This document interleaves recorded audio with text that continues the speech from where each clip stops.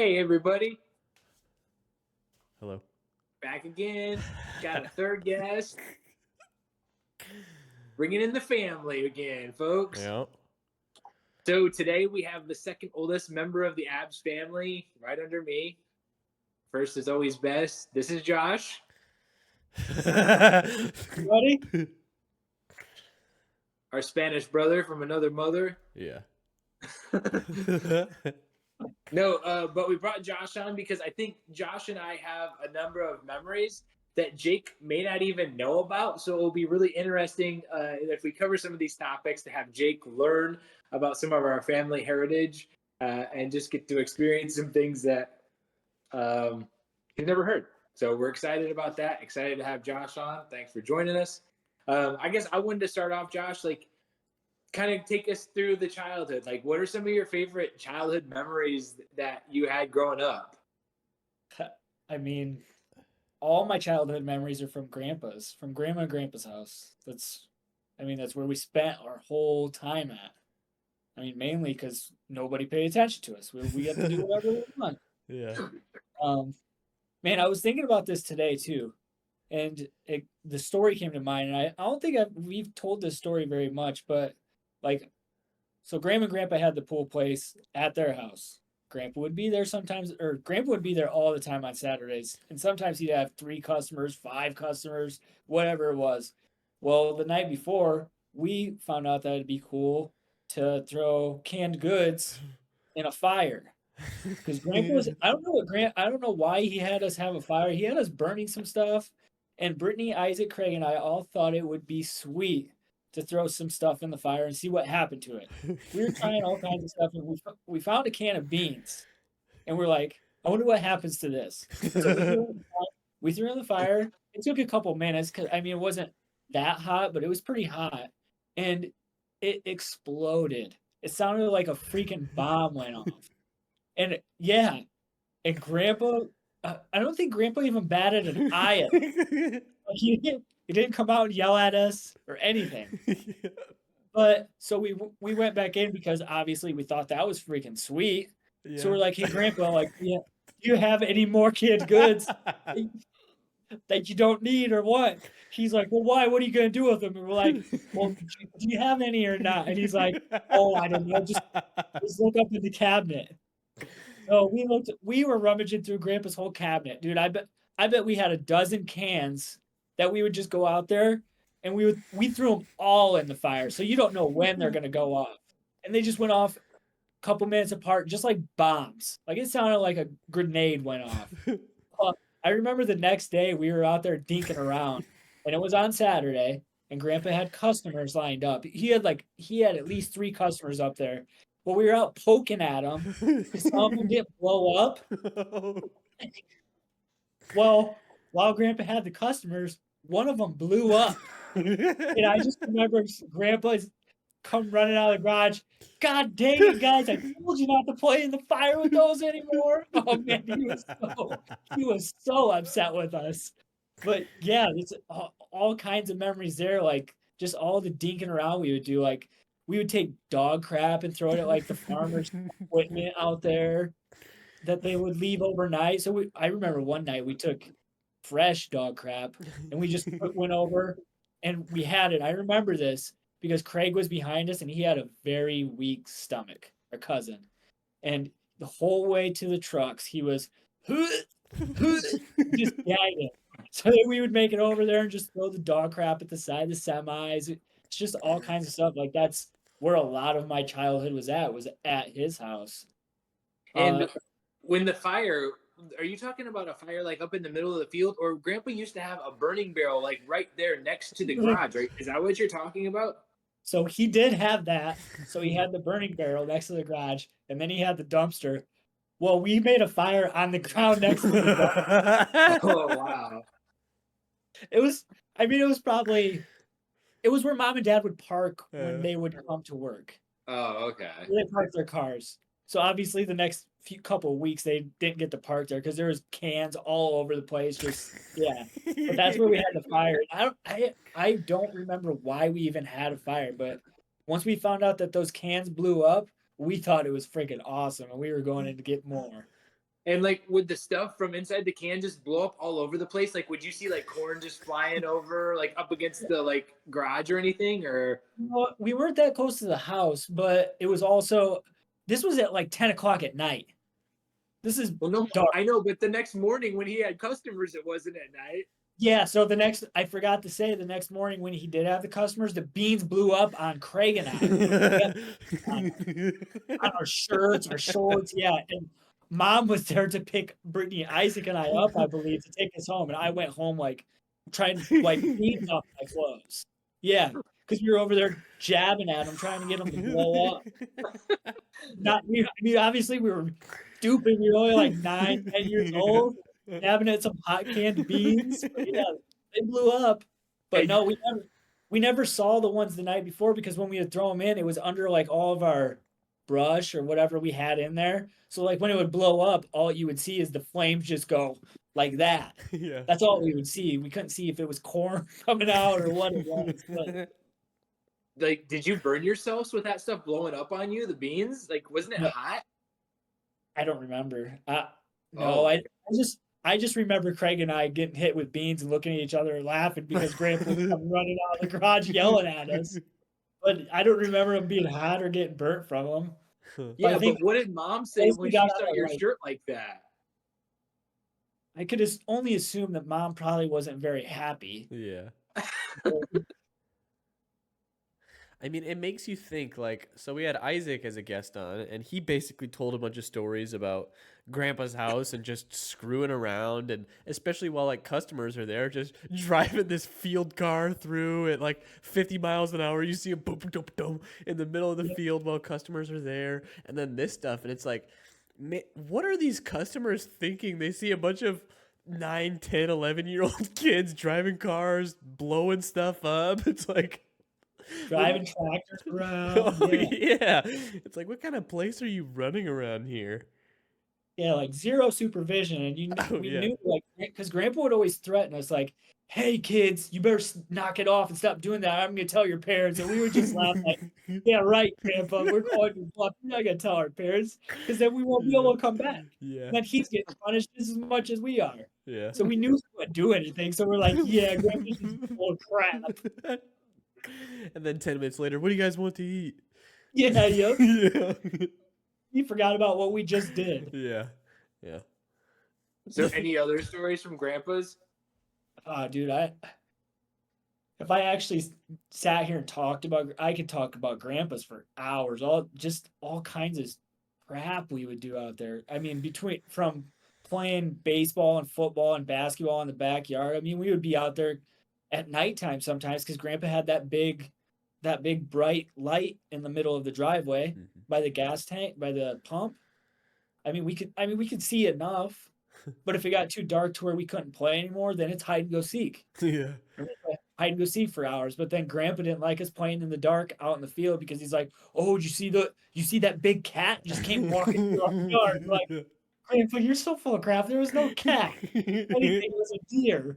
Like, yeah. So, I mean, it's all kinds of stuff that we would do out there, whether it was stuff that we should not be doing or stuff that we were doing together, like the sports, or Ron would come out and play basketball with us and baseball and football, or Grandpa would come out and play around the world with us, or horse or pig when he had time. But yeah, man, there's so many stories from that house. And I mean, it's cool. Like, we grew up in that house and we built memories. Now it's like Isaac's got his two daughters growing up in the same house, Mhm. making more memories there. So I mean, that's pretty sweet too. Mhm. Yeah, and like mom lives right next door, and then Brittany's up there too. So it's like the whole family is there.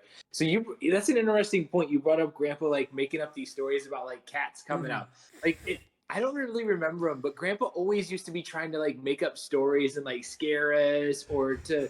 Do you remember any of those stories that he used to like make up? Where as a kid they didn't seem like they were make believe, but as an adult, it's like, okay, I wonder if that was actually true. Yeah, I don't know. I don't know if I really remember those stories. Like the only stories I really remember him telling are like when he would tell us are the bedtime stories. And it was the two main ones. Which The were the what was it? The three little pigs and then uh, the three bears, right? okay. He told us those. Oh, he would tell us those all the time. Hmm. Yeah, I'm pretty sure it was just the three little pigs and then the three bears. Because Or now that you say that, Red there's this light memory of mine. What's that? what I think it's Red Robin or what I don't remember what the story Goldilocks or yeah, Little Red Riding Hood? about the bears and the sipping the soup and stuff. I don't remember exactly how it went, but that was one of Oh, them. Goldilocks and the Three Bears. Okay, yeah. So that one and then the Yeah. three little pigs with the bad wolf. Yeah. Okay. So there's one life story that I have that has always bothered me because I don't know if it's true or not. And that's when Grandpa got us golf memberships, and me and Grandpa went out golfing at M&T Par 3, and I was only 9 years old, so like they had night golf tees, and so I would play from those. And there was this one hole where I hit, and I have a hole in one, and it was on that hole, but it was when I was 9 years old, and it was with the 5 iron, and I don't know if Grandpa ran up there and like put the ball in the hole or if I actually did it. So it's like one of those memories where it's like, okay, I may have a hole in one, or Grandpa could have just lied because Grandpa like, was notorious for just like making up stories and stuff like that. And so now it's like I don't even know. It's like he went and he told the people and they made me a tag, and so I had a hole in one tag and all this, and it's like I used to brag about it all the time. Yeah, but it was like now that I'm an adult, it's like I don't even know if it's true. Like it really sucks. It's like I don't know. I think that tag is still on that same bag to this day. I'm sure it is. Yeah. Yeah, I'm pretty sure it is. It's funny you say that. All the paint may be faded off, but yeah, I'm sure it's still there. Yeah. Huh. Yeah, I forgot all the M&T. Did he? Do you remember anything about that? Did he ever tell you like if he like lied about it? I don't think he would have ever told anybody. I think that's like a secret that he would have taken to the grave. Yeah. Like he wouldn't have told Dad. He wouldn't have told anybody. It would have just been like, oh yeah, that's it. Yeah. Yeah, but I mean, I could see him making that up because it's like when he would take us out there, or when we would go putt putt. Once we got done, he would go in the clubhouse. He's like, "Did you see those guys? They just got hole in one out on hole 8." Yeah. Or he would tell Mark at State Line. He's like, "Hey Mark, they got a hole in one out here on this thing. It didn't ring the bell though." Yeah. Yeah. Tells them that every single time. It's like okay, it's got to work sometimes. Well, no, because if you get a hole in one, you get like a free round or another something. free round to golf. Yeah. Oh yeah. Yeah. Yeah, well, the one time we cheated and there was a hole in the fence, so we went up and dropped it in. And we ended up getting in trouble for it because Mark gave us a free game. But then Mom and Dad found out that we cheated to get it, so they're like, "Oh, you're not going to use that. You need to go take it back and tell them you're hungry." So yeah, we didn't get really? Yeah. No, but that's interesting because M&T. So it was essentially this par 3 golf course that was developed in Sturgis, Michigan, in between, like out in the country, between cornfields and all over the place. But it was cool because they were all par 3s, dude. And like as I was growing up, I was like, I want to play like a real golf course. But now that I'm older, it's like that was really cool. It was 9 holes, all par 3s.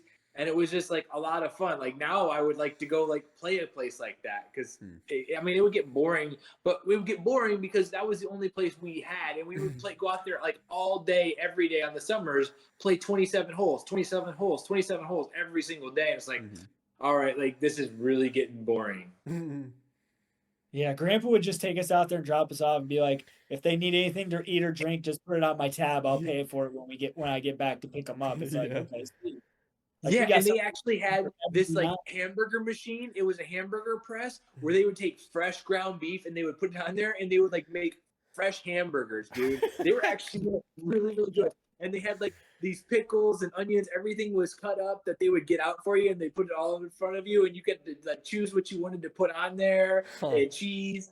And then like all the like pops and stuff like that. And then that was when like we were probably one of the first people in town to have cell phones. And so like Grandpa, well, first I think they actually used to let us use their phone to call Grandpa when we wanted to get picked up. But then Grandpa bought a cell phone, and then so we would be able to call when we were like on the 8th or 9th hole, and so we wouldn't have to wait. I forgot, you've never been there, Jake, have you? You never got to go there. I feel like I was there when I was super little. Oh, really? Yeah. Yeah, actually, maybe you did, because I remember on the 8th hole, I do remember him hitting the flag pin, and Grandpa made a big deal about it. I remember that because it was actually from the tee box, but it was a worm burner the whole way down. Like it just rolled all the way down and hit the pin, and then it didn't go in, but rolled away. I don't remember that. That's interesting because I guess I would have thought that they were closed by then. I don't remember when they closed as a golf course or not. But I that's right. They added a couple of longer holes and Yeah. they from the par 3 aspect of it. But no, like I remember like that was one thing I think I got into, like looking for golf balls. Like Grandpa used to love looking for golf balls. You remember that? He would get that long what's the thing that you would go like ball grabber. Yeah, ball retriever. Yeah. And that first hole was one where there's water right there on the right. There was 3 balls right off there to the right in that first hole, and then the second hole that was a water hole too. There was a bunch of balls over there. Like all the water holes had a bunch of balls. Yeah, we would be golfing, and Grandpa's out driving the golf cart in the woods, looking for golf balls. Seriously, like he would just I let don't us. remember that. Well, when he would take Brittany, Isaac, Craig, and I, if he had to take all 4 of us, because usually if he took 2 of us, he'd let us go by ourselves. But if it was all 4 of us, he knew it probably wasn't a good idea, so he stayed out there with us. But yeah, he would like take us to our ball, and he'd have 2 jump on the back of the golf cart, and he's like, "Okay, well here's your ball." And then once we would get to our ball, he'd take off and go drive in the weeds, looking for golf balls and stuff. He's like, you go back to the cart, he's got like half a dozen or dozen golf balls in the car. It's like we don't even need to buy golf balls. Yeah. It's like that. I feel like he's the reason I am like that now. Because dude, I can get pretty bad too. Like if I get out there and I'm like, oh sweet, there's a ball. Oh, there's another one, and then I just keep looking.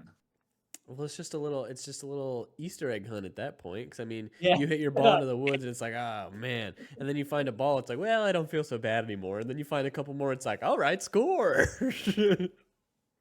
Yeah, but then you find 2 more, and then you see another one. It's like a never-ending trail. You just the deeper it pulls you in there, the more balls there are to find. It's, oh, there's one over there. Oh, there's one over there. Oh, there's one over there. It's just like it's never stops. People out in the fairway waiting for you. Yeah. Yeah, but that way you don't have to spend $50 on 12 balls. That way, I mean, if you hit a Slazenger, you hit a Slazenger, but you didn't pay $50 for it. You hit a Slazenger, then you find a Pro V1. So. Yeah. Upgrade. That's especially playing out at Klinger Lake. It's like I would just use some crappy balls sometimes, and then you just, I mean, right off this fairway and just barely into the rough, you find a Pro V1, and it's like, okay, I can deal with that. It's like they're all over the place down there. Yeah, I remember. Dude, oh yeah, I mean that's all those guys use are expensive balls. Oh yeah. Dude, at Cedar Lake, when we had a membership there, and at Island Hills too, dude, we would go out, and every weekend we would play however many holes from sun up to sundown, basically. But I remember on so many holes, we would just go looking for balls for like half an hour, 45 minutes, and we would come in, and we would we filled up those protein jars with balls, and there was so many balls that we just found. I don't know if we ever bought golf balls. I used to have 5-gallon protein tubs that I would use for lifting, and after I was finished with them, we would just keep them, and we would fill them all up with golf balls. I think at one point we had like eight of those. Oh yeah. I don't know. It was probably between 5 to 8 of them full. Yeah. Golf balls, but that's because we would know which holes. It's like, let's see, Cedar Lake. No. Like, well, this is more the back 9. Like you'd go 10, 11, 12, and then the water hole, 13, 14, 15, like all those holes. It would just be balls galore. And then there were some of the ones on the front 9 that had the long weeds, and you would just go like 2 and then 3. Yeah. All the weeds, you just go looking in the weeds, and you'd find ball after ball after ball. I mean, yeah, we had it down to a science basically, and it was less so golf time, more so find golf ball time. Yeah, and the thing was that we would have those days where we'd go out after like the league was the night before. Oh, and those were the best days to go find balls because those guys are playing like in a rush almost, so they're like, oh, I'm not gonna go looking in the weeds for 15 minutes. I'll just re-tee, and then then you find out it's not that far into the weeds, and it's a free ball, and we pick it up. Yeah, especially at Klinger. Like if you did that like after their league or something like that, you would be golden. Oh yeah, because there would just be balls all over. Or after like one of their big tournaments or a scramble scramble or something like that, where people are just hitting. It's like, come on, let's go. Don't worry about it. Yeah. It's like, oh yeah, there's gonna be a bunch of balls today, guys. Yeah. So okay, other than like State Line and M&T, do you have any other places you remember like Grandpa taking us on a constant basis? Man, dude, when you and I were little, I felt like the Sam's Club was pretty popular for him and Grandma. 'Cause Oh yeah, that's right. that's when Grandma was still around. I feel like we went there pretty often because that's when we got the trampoline. Was I that think we would go there like every 2 weeks or like once a week, and that was all the way up in Battle Creek. oh yeah, we did go to the Battle Creek one. Yeah, that's right. Which, as kids, it was like your first experience. Sturgis didn't even have a Walmart at that time. They had Wow. like an Ames and a J.C. Penney's. They didn't even have a Kroger, so your only grocery stores were like Miller's and Harding's. And then you'd go up to like Sam's Club, and you get to go walking around and be like, "Do you guys want a sample? Do you want a sample?" And we were like, "Oh, sweet, yeah." Cool. Well, yeah, so I mean that, and we obviously with Grandpa and Grandma, we would go out to eat all the time, or just Grandpa, we would go out, we would get food out all the time. Like, Well, do you no, and remember? that's the thing. I was gonna bring that up with Grandma. Like, it started off with Grandma. Like, our family would go out to eat. Like, it seemed like at least once a week, and this was like restaurants. Like, Big Boy was in town, Golden Corral, and then we would go to like there was a place in like Burr Oak. I mean, do you remember a lot of those places that they would take us? Like, there was a place in Colon. Yeah, so there was a place that we went to. I don't know where it was or what it was called, but we went in and it was set up like kind of pirate themed, like sea themed. Hmm. I feel like that was in Baroque. And it wasn't Long John Silver's. No, it was definitely not Long John Silver's. I remember that, but yeah, I don't remember where it was. I feel like it was Baroque, but I'm not sure. It was pirate themed. Yeah, pirate sea theme. I don't. Yeah, Huh. I just remember bits and I don't pieces, but I remember. don't remember what it was. Hmm. But on No, the way, do you what? ever remember seeing the lion? Right? Yeah, we would go to. I remember going to Baroque. So this was also an awesome story. When we were kids, there was someone in Michigan who had a pet lion, like a full. It was a female lion, right? I Because it didn't think have a mane. right. Yeah, I think and this yeah. and this thing like it wasn't like it was. It had like a chain link fence, and then it was on a like a log chain. Like, Yeah. and that's all it was. Like at that point in Michigan, it was like not against the law to have like an exotic animal. And this was like a full grown lion, like guys. Like you would drive down the road, and about 100 yards from the road, the lion was there, and it like and it ended up where there was some type of, I think, state regulators or something. They came and picked up the lion, and they ended up getting the lion, and they gave it like too much tranquilizer, and it actually didn't make it. But so Mark Persons was actually telling me a story because he used to live over there, and one day he was driving around and he was going home, and he's driving, and there's the guy. He's like, hey, and he had him to stop. He's like, hey, like we got to go find whatever the lion's name was. He's like, what? He's like, yeah, he's loose. He's on the loose. And Mark's like, what? And he's like, oh, there he is. Stop. He's like, here, come here. And the lion came and jumped in the truck, and it sat there between him and the guy as he drove home. What? Like a dog? Yes. Yes. No way, dude. Yes. Yeah, Screw dude. that. Yeah, I would have crapped my pants. Yeah. What the heck? Yeah. Yeah, he said that was like the stiffest he had ever drove home before in his life, but because he lived right over there. But dude, like that just blows my mind that there was someone in Sturgis, Michigan, like Podunk, Sturgis, Michigan, not far, that had a lion, a big, like, dude, that like doesn't that just blow your mind? Did you know that, Jake? I feel like I've heard of that story before, but I never saw the lion or anything like that. I didn't know Yeah. it was being held back by a chain link fence. Yeah. And like a log chain. Yeah. Yeah, that was like part of the trip because Grandma and Grandpa would always be like, "Oh, right up here is where the lion's at." So like we Yeah. were glued to the window, like we wanted to see it. Huh. Yeah. Yeah. because they had pictures that they had taken of it. That was the one thing I always hated was riding with Grandma and Grandpa because they had this station wagon. It was an Oldsmobile station wagon, and in the back seats face the other way. Dude, I would get so sick with motion sickness from sitting backwards and driving like that. Oh, dude, that would mess me up. I hated riding in that thing. Oh, we loved riding in that thing. Yeah, I And could not ride in reverse.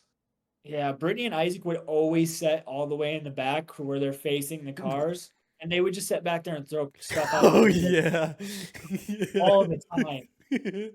You could look in the rearview mirror, you see something go flying out the window. That's where it's coming from. Yeah. You don't the back seat. You don't have the windows that like roll down. You have to They like crack open. flap out. Yeah. So Yeah. that they or if Grandpa wasn't paying attention when they picked us up, those two. So when you got in the station wagon, the door opened and a window opened up, kind of like a truck bed, with a cab on it. Well, when those two would get in, they would shut the door and they would pull down the window, but they wouldn't latch it. They would just leave it unlatched so that when we would go driving down the road, if they had some big stuff back there, like cardboard boxes or whatever, they would open up the window and throw it out the window. Throw the cardboard boxes out. Yeah, I don't know what it was, but yeah, they would whatever they found back there in that back seat or whatever they brought with them to throw out the window, it was going out the window. Yeah. So when you see that, I guess I always thought that like Isaac was the instigator of this, but it sounds like Brittany was like just as much behind it as he was. Yeah, dude. I mean, everybody had like their own thing of doing it, but when it came to the car, if they were both in the back seat, there's no way nothing was going out that window. If we were on the back roads, or if we were driving down US 12 doing 55 miles an hour, they're throwing stuff out that window. And cars, yeah, that was their goal. They always thought it'd be funny. Oh, like let's hit the car with this. Wait till a car is driving by the other way. Like, oh, we missed it. Or they would open up the hatch like that and just throw stuff out. Yeah, dude. Dude, that's funny that you bring that up because, like, I wasn't a little kid. Well, when I was a little kid, you guys were grown up, so I wasn't doing the same stuff as you guys. But Sam and I would always hang out, and dude, that was like, whenever we were going to baseball tournaments and stuff, we would sit at the back, and those windows cracked open, and we would throw like chicken nuggets, French fries, pieces of gum, just at the people behind us. And when you just see that chicken nugget hit the windshield, it is the best moment ever. There was one time you would see a chicken hit the window. window. It would like hit their windshield and bounce off, and it was awesome. How fast were you going? It's like I mean, we were going full speed, like 55, 60 miles an hour. There's just chicken nuggets bouncing off the people behind us. And there was one time when we had a competition. We were both sitting in the middle row, and we had the windows rolled down, and Sam's mom was driving, and we had that double bubble, the chewing gum that you get for baseball, and we would chew it up, sticks our hand out, and throw it forward and see if we can hit our own windshield. And one time we hit it and it got stuck on the windshield, and his mom didn't notice at first, and we were dying laughing. And she got so mad at us for once she figured out we were throwing stuff at the cars behind us and stuff. But yeah, that just brought up a memory. I forgot about that. There's something so satisfying with moving cars and food and just watching stuff get hit.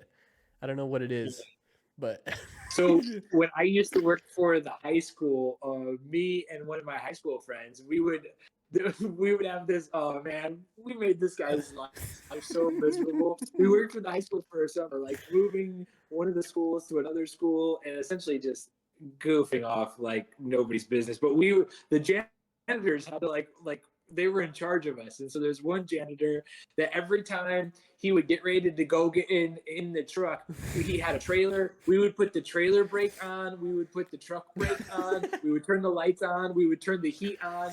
We would turn the radio on full blast.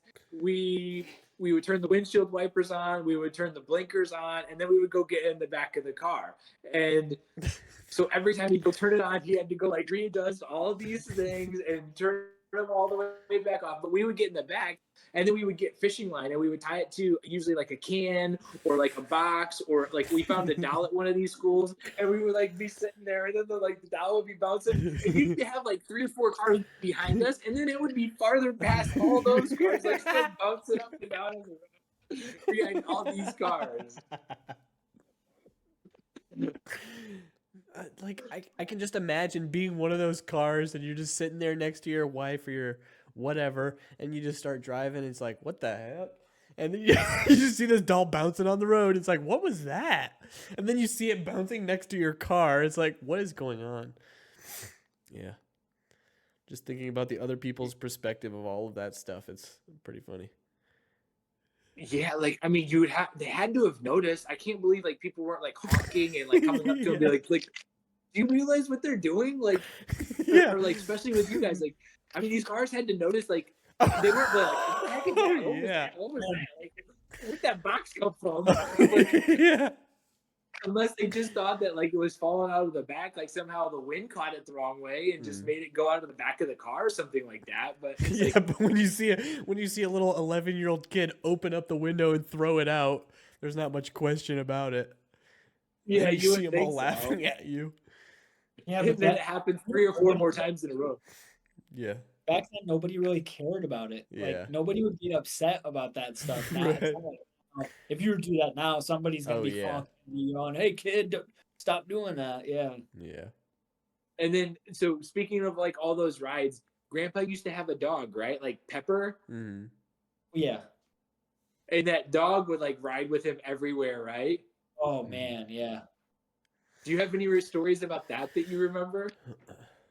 So, I mean, there's a few with him. I mean, so he would take him everywhere, but the one time that I specifically remember is he was going to get us dinner, and he was leaving. Well, he didn't notice that he didn't put Pepper in the car with him. So he's pulling out of the driveway, and Pepper's like chasing him, barking at him. And we had to run Grandpa down, like, "Hey, you forgot Pepper." And he's like, "Oh crap! I didn't know he was in the car." But yeah, yeah, he would take that dog everywhere. If it was just to go get the mail, that dog was in the car with him. Wherever he was with him. I mean, that dog would Because eat that as was much like people Mom's food as dad. anybody. Oh yeah, yeah. He would feed him bacon grease. Yeah. Yeah. Yeah. Whatever we didn't finish for supper, lunch, and dinner, Yeah. that dog was getting. Pepper's He- delight. Yeah, that dog didn't get dog food. He got people food. Yeah. Like, was he fat? I don't think so. Grandpa fattened him up a little Oh. bit. Yeah, I mean when Grandpa first got him, I don't think he was very fat, but Grandpa put a gut on him. Yeah. Yeah. His mom didn't Mom buy that dog? Yeah. Yeah, And then why did what? we went to like Fort Wayne or something to get him because I remember going with Mom to get him. Brittany, Isaac, and I think all three went with her. I don't remember if it was Fort Wayne or what, but we had him for a few years. But then I don't remember why we gave him to Grandpa. Oh, I think it's because when Grandma passed away, he needed a dog like somebody to keep him company. So Mom thought it would be a good idea to bring that Pepper. Okay, I almost wondered if it was because Mom and Dad didn't want him anymore and they just kind of pushed him off on Grandpa, or I mean, that could have been it, but yeah, I do think that was the reason though, is because it was shortly after Grandma. Okay. And then, I mean, do you remember Bear? Oh yeah. Do you, Jake? Very vaguely. I mean, I Okay. feel like I remember stories of him, but I don't have any memories. So of what him. other dog was that? A German Shepherd. Bear was a German Shepherd? Yeah, dude, all black. I'm pretty sure he might have been. Maybe a Lab German Shepherd mix or something? No, I think it was a German Shepherd or Australian Shepherd mix, maybe. That's why he was smaller. He was definitely a German Shepherd. Yeah, I don't know. So my mom and dad had this dog, extremely aggressive, like barked at everything. So we had this log cabin, and he was again. He was on a chain link fence. He was like fine to us. Like I did not like that dog. Like that thing was so aggressive. But my dad, what was that? The deck was like 8 foot high, right? Uh, From above Bear. yeah, yeah, at least because when Yeah. I was So my younger, dad would go and get hot dogs, and he would have hot dogs on the bottom of the deck, and Bear would jump up there and grab the hot dogs like out of his hand. Hmm. So he would jump 8 feet in the air. I mean, he would jump up, and his mouth would be up there to grab them 8 feet up in the air. Yeah. man, dude, I don't remember that. Yeah, that was that one time that Brian was out there. Dad was like, "Hey, watch this," and they were like having him jump up and grab hot dogs Yeah, I remember from the deck. he would always mess with the Middletons with him because Oh yeah. because it was the one time Steven come trotting down and he was scared to death of Bear. And Dad said, "Oh crap, Steven, you better get home. Bear is loose." And he's like, yeah, real funny. And Dad had him like over on the side yard, but he was on the chain, but you couldn't see the chain. And Steven thought it was all fun and games. Well, he ended up seeing Bear over there, but he couldn't see the chain. And you could just, I guess, the way Dad told the story is you could just tell it like he was like, "Oh crap!" And he took off. And Dad said that he had never seen him run so fast. Well, yeah, because there were people working on the deck, so he couldn't have Bear down there when people were working on the Oh deck. yeah, So he had to find a tree to chain him up to. Mm. And yeah, he saw that. His dad said his eyes got about like this big, and he was his licky split. yeah. He was gone. Everybody was afraid of that dog. I mean, you remember when he trapped Randy in his truck? I don't remember that.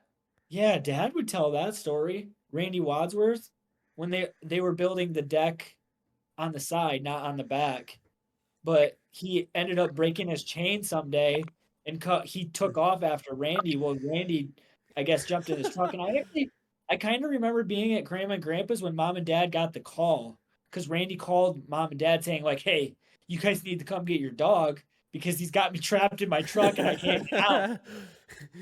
Yeah. So mom and dad had to go.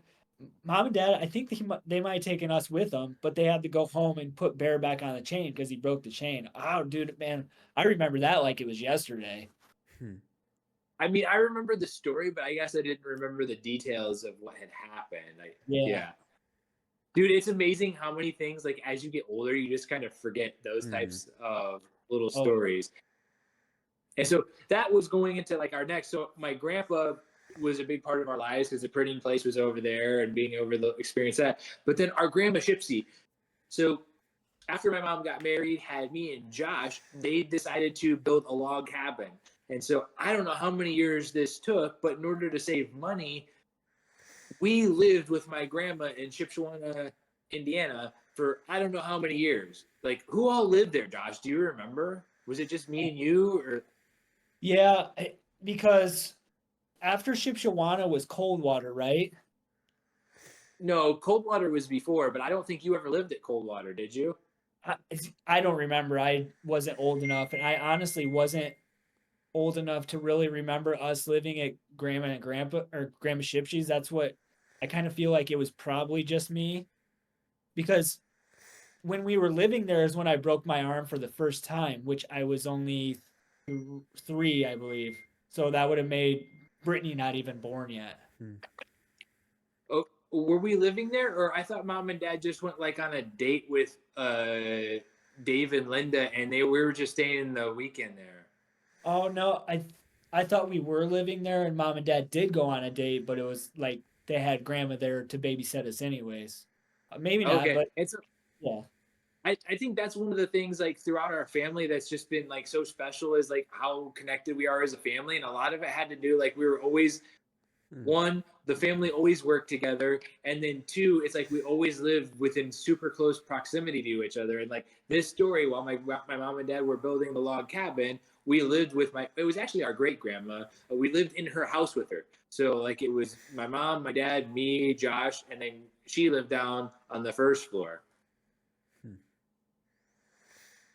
But so okay, yeah, that goes into. Do you remember like how you broke your arm, or do you remember that story? Like, are you able to relive it, or do you just kind of remember, okay, I broke my arm? My first one? Yeah. Uh, man, I honestly don't really remember that one. I mean, Because mom and dad would tell the story, and I feel like you kind of remember it, but I don't think I really remember any of it. but they weren't there. So mom and dad were gone, and I think me and you were like wrestling, and I got Yeah. up on the couch and I was like jumping, pretending like I was jumping off the ropes, and I like jumped on you and like just broke your arm. Yep. Yeah. That's the story that I've heard. I'm assuming that's what grandma told them or you told them. I don't know, but I do know that that was the story of how it happened. I mean, how And then old Well, I are there's don't you know how though? good of a story I could have told. Like, you said you were like 3. yeah, I'm pretty sure my first that I was 2 or 3, so I mean you were 6. Yeah, I guess. Yeah. And I mean And then the stories after that too. There was more stories with that broken bone. Like, do you remember mom and dad would tell me this because they put a pink cast Yeah, on me. because they I thought was you just were a gonna say girl. that, yeah, because you had longer hair, Yep. and yeah, they gave you a pink cast instead of like a blue cast because they thought you, yeah, because your hair. Yeah, because I remember mom would tell the story because she said that the nurses came out and they're like, "Well, we have good news and we have bad news," and mom's like, "What?" Like freaking out, like, "What do you mean you have bad news?" And they're like, "Okay, well, the good news is he's fine, but the bad news is the nurses thought that he was a girl, so they put a pink cast on him." And then, of course, mom's got that picture somewhere still. She had it blown up for my graduation Mm. and used that picture, but yeah. Okay, and then what was your next? So how many broken bones have you had? Uh, 6, I Jeez. think. Okay, go walk us through. What was the next one? Okay. Okay, so the first one was that one. So that means the next one would have been when we were at the log cabin and we had family over for somebody's birthday and I jumped out of the swing and broke my arm. Do you remember that? That was at the log cabin, or that was at grandma and grandpa's house? That was at the log cabin. I remember the rest of them very very clear. Okay, you remember that one? Oh yeah. You Cuz jumped I out of the swing. and landed on my arm and I just remember getting up and crying and then everybody had to go home because we were having some kind of like Ron and Ruby and Craig, their kids were over and stuff. I remember that. I don't remember if it was for one of our birthdays or what it was. But yeah, everybody had to go home because mom and dad had to take me to the hospital. Was it the same arm? Uh it's been this Yeah, it's been the same arm every time. Oh, okay, your right arm. Yeah. Yep. Okay. And then was it broken like the same spot? Do you remember? Was it like further up on the shoulder on that one or anything? Or I I don't remember if it was here or where it was. I don't remember where I really broke them at. okay, what was your third one? Okay, so it hasn't been the same arm every time, but so the third one would have been my broken leg, and so that was my broken leg and my that broken arm from the swing. I think were only like 2 years apart or 3 years apart. Yeah, it was. There was up until I was 25. I was or 21. I was breaking a bone every 3 years, every 3 to 4 years. Jeez. Yeah, because I was doing the math, like, oh crap, like I've got a trend going. And then I stopped it. Huh. But then yeah. So third one was the broken bone or broken leg, which that was at recess at Trinity. We were playing soccer and one of the kids went to kick the ball and missed the ball and kicked my shin. And I remember that. Oh, dude, that one may have been the worst one because it's like all of a sudden Ooh, yeah. your leg, it's like your Just leg's goes not out. there anymore. And yeah, and I just fell. I couldn't stand on it. It was yeah, He that one was pretty bad. he broke your leg from just Like, kicking it? Yeah, dude. did it like cave in or anything, or was it just like just No, broke? no, I don't remember it looking all funky. There's only one bone that I broken that was disgusting to look at. But yeah, that one was just like it was broke. And I remember Mrs. Kohlberg and them taking me into the principal's office and like me laying there on the floor until mom and dad came to get me to take me to the hospital, dude, just in like the worst pain, Yeah. like crying. Oh man, it was terrible. Was it a kid that was a lot bigger than you too? So it was way more like exertion and body weight, or was it like somebody like your age? Do you remember? Or? It was Casey Lepley. He was he was a year below me, but I mean, yeah, he was my size, a little bit bigger. He was taller than me. Okay. But I mean, back up till like sophomore year of school, high school, I was not very big. I mean, freshman year, I was like 115, 120 pounds. I mean, I was never really a Yeah. big kid with a bunch of meat on his bones. Yeah. And then what was the next one? So the fourth one would have been so that would have been like, yeah, okay. So that would have been the time we were in like seventh grade. I think we were at recess and we thought it would be cool to dunk. So we put a table under the basketball hoop Oh, that's right.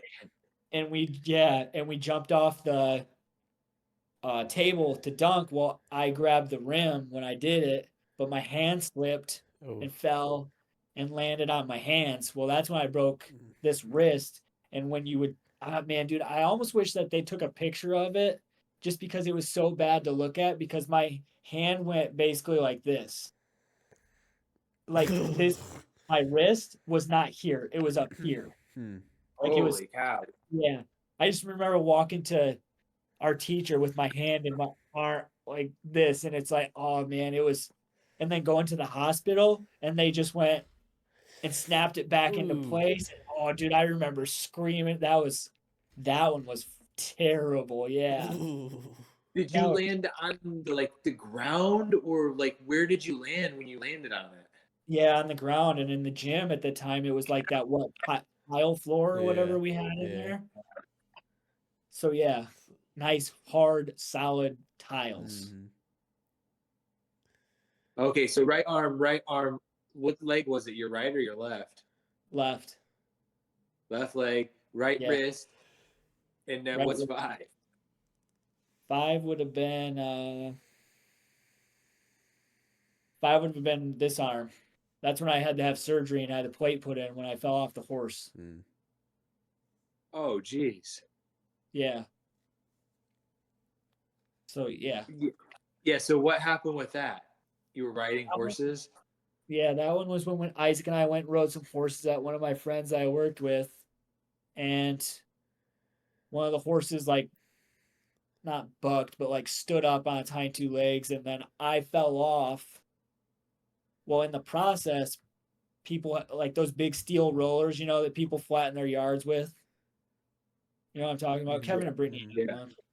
But so in the process, I fell back and hit my head on that. I got a nice little scar back here, cut my head open. Mm. And then the horse fell back and landed on top of me.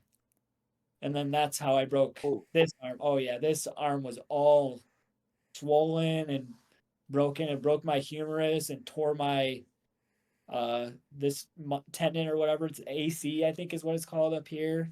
And then I had 7 or 8 stitches in the back of the head and a concussion. So that one, the damage from that one was probably the worst.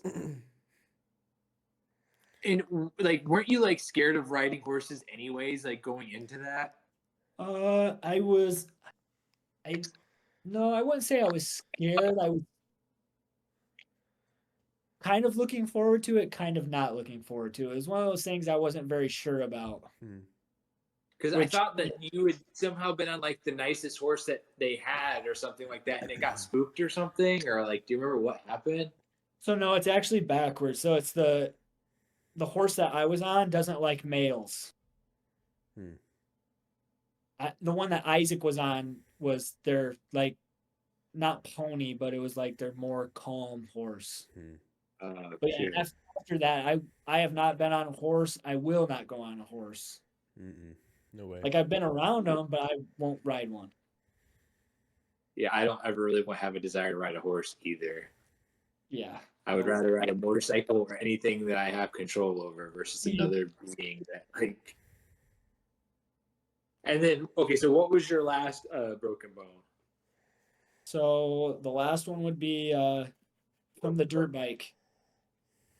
One day Isaac and I, this when I got a dirt bike. This was like 8 years ago, and we thought it'd be a good idea to race. Well, I wasn't the greatest on dirt bikes. I like four wheelers. I don't taking off is way more tricky. Like if you pop a wheelie, it's easier to control on four wheeler. On dirt bike, you gotta know what you're doing. Well, basically what happened to me was riding dirt bike and I got whiskey throttled.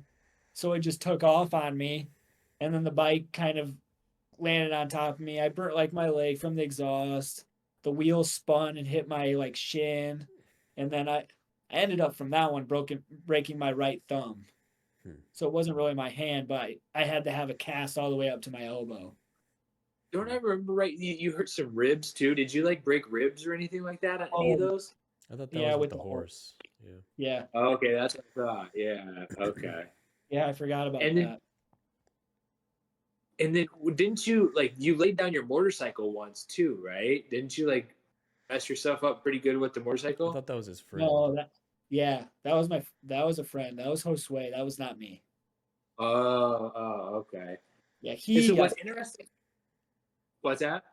he got really messed up, but yeah, I have not wrecked a motorcycle. Okay. So what's really interesting about this, and what I remember with Josh is, so like that very first time when he broke his arm, he used to be right-handed, and then after that, he learned to be able to like do things left-handed. So like you started writing left-handed, and then you broke it again, and you like, and now you're to the point. I don't know if you can still do it as well, but can you like throw a baseball or anything right-handed or left-handed? Yeah. But you can't shoot a basketball right-handed, can you? A layup, but I can half shoot a basketball like a jump shot, but it's not nowhere close to as good as like my left hand. So Josh, yeah, you would play basketball left-handed essentially. Yep. If you were gonna play baseball, what what would you play right-handed or left-handed? Right-handed. Okay, Because so you play baseball right-handed. yeah, because I can't really catch that great left-handed. I could throw left-handed, but I can't catch with my right hand. I catch better with my left hand. Okay. And what about if you were gonna hit? Right-handed. I mean, I started practicing switch hitting, but I didn't practice enough where I felt comfortable going up against somebody throwing hard to hit left-handed. Like I could do it in the cage very easily, but I didn't wasn't good enough to do like live hitting. Okay. And then if you were gonna throw a football, what hand would you use? Left hand. Yeah, see, dude, that's so weird. Like you throw a baseball right-handed, but a football left-handed, you shoot left-handed, and then when it comes to golfing, you golf right-handed. Yeah, and I bowl left-handed. And you bowl left-handed? Yeah. Wow, I didn't remember that. And then I kick with my left foot. And if you were going to play pool, what hand would you use? So how is it considered? It's Whichever This would hand's be at the back. right-handed. okay. So Yeah. left-handed. Left-handed. Okay. And yeah, dude. And Yeah, I mean, a lot of this had to do with your broken bones, right? yeah. I mean, I feel like a good part of it was. I mean, I around Little League, that's when I actually got really good at it because I just remember pitching in Little League and then me and Dad working on it, and Dad would tell Coach like, "Hey, he can throw both hands," and he didn't believe me. So like Dad and I got working to where I was good enough to where I sat my glove on my right hand when I would pitch, and he said, "Yeah." A left-handed batter would come up. He's like, "Throw it left-handed and show him." And I would throw it and throw a strike, or the kid would like pop out or hit a little grounder, and coach was like, "Oh, what the heck?" But yeah, I was starting to get really good at it in Little League to where I was, if a left-handed batter was up, I was throwing left-handed. If a right-handed batter was up, I was throwing right-handed. I mean, that was around the time where I broke my right arm for the second time. So like I had to start getting used to throwing left-handed. And then Yeah. when I broke my wrist from jumping off the table, it was during basketball season, which sucked. But when I would go to practice, all I would use is my left hand. I was already left-handed, so like it gave me even more practice. I just had to sit there and shoot my free throws one-handed. Yeah, which you got pretty good at basketball, especially being able to shoot. Yeah. Yeah, so And broken then bones. what about Yeah. yeah? What about when it comes to writing? What hand do you write with? My right hand. You write right-handed, Yeah. dude. If you're gonna type, I guess typing is little bit of universal. What hand do you use to pick your nose? Probably my left. Probably a switch. Okay. No, I Yeah, mean that just. What?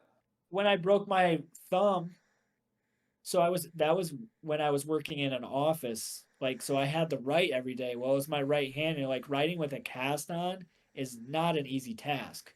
So I taught myself how to write left-handed. So I had to write all my notes left-handed and be able to read them because I would talk on the phones and all that stuff. So yeah, I could write it and read it. It's definitely not something I would write a letter to somebody to, because they would be like, "Man, this guy can't write this or what?" But yeah, I could do it. I don't know, but it's just stories like this that make me wonder if people actually are naturally one-handed or not, or if it's just kind of like what they're taught. Like, and I think the assumption is like people are always right-brained or left-brained, and that influences that. I mean, mom was left-handed, Yeah, I guess, growing up, but it's yeah, like it's not really something that seems to be very natural. Like, I don't understand how someone really develops that. and because her and Ashley are the only two that's left-handed, and then everybody else is right dominant. Like everybody does everything left-handed except for her and Ashley.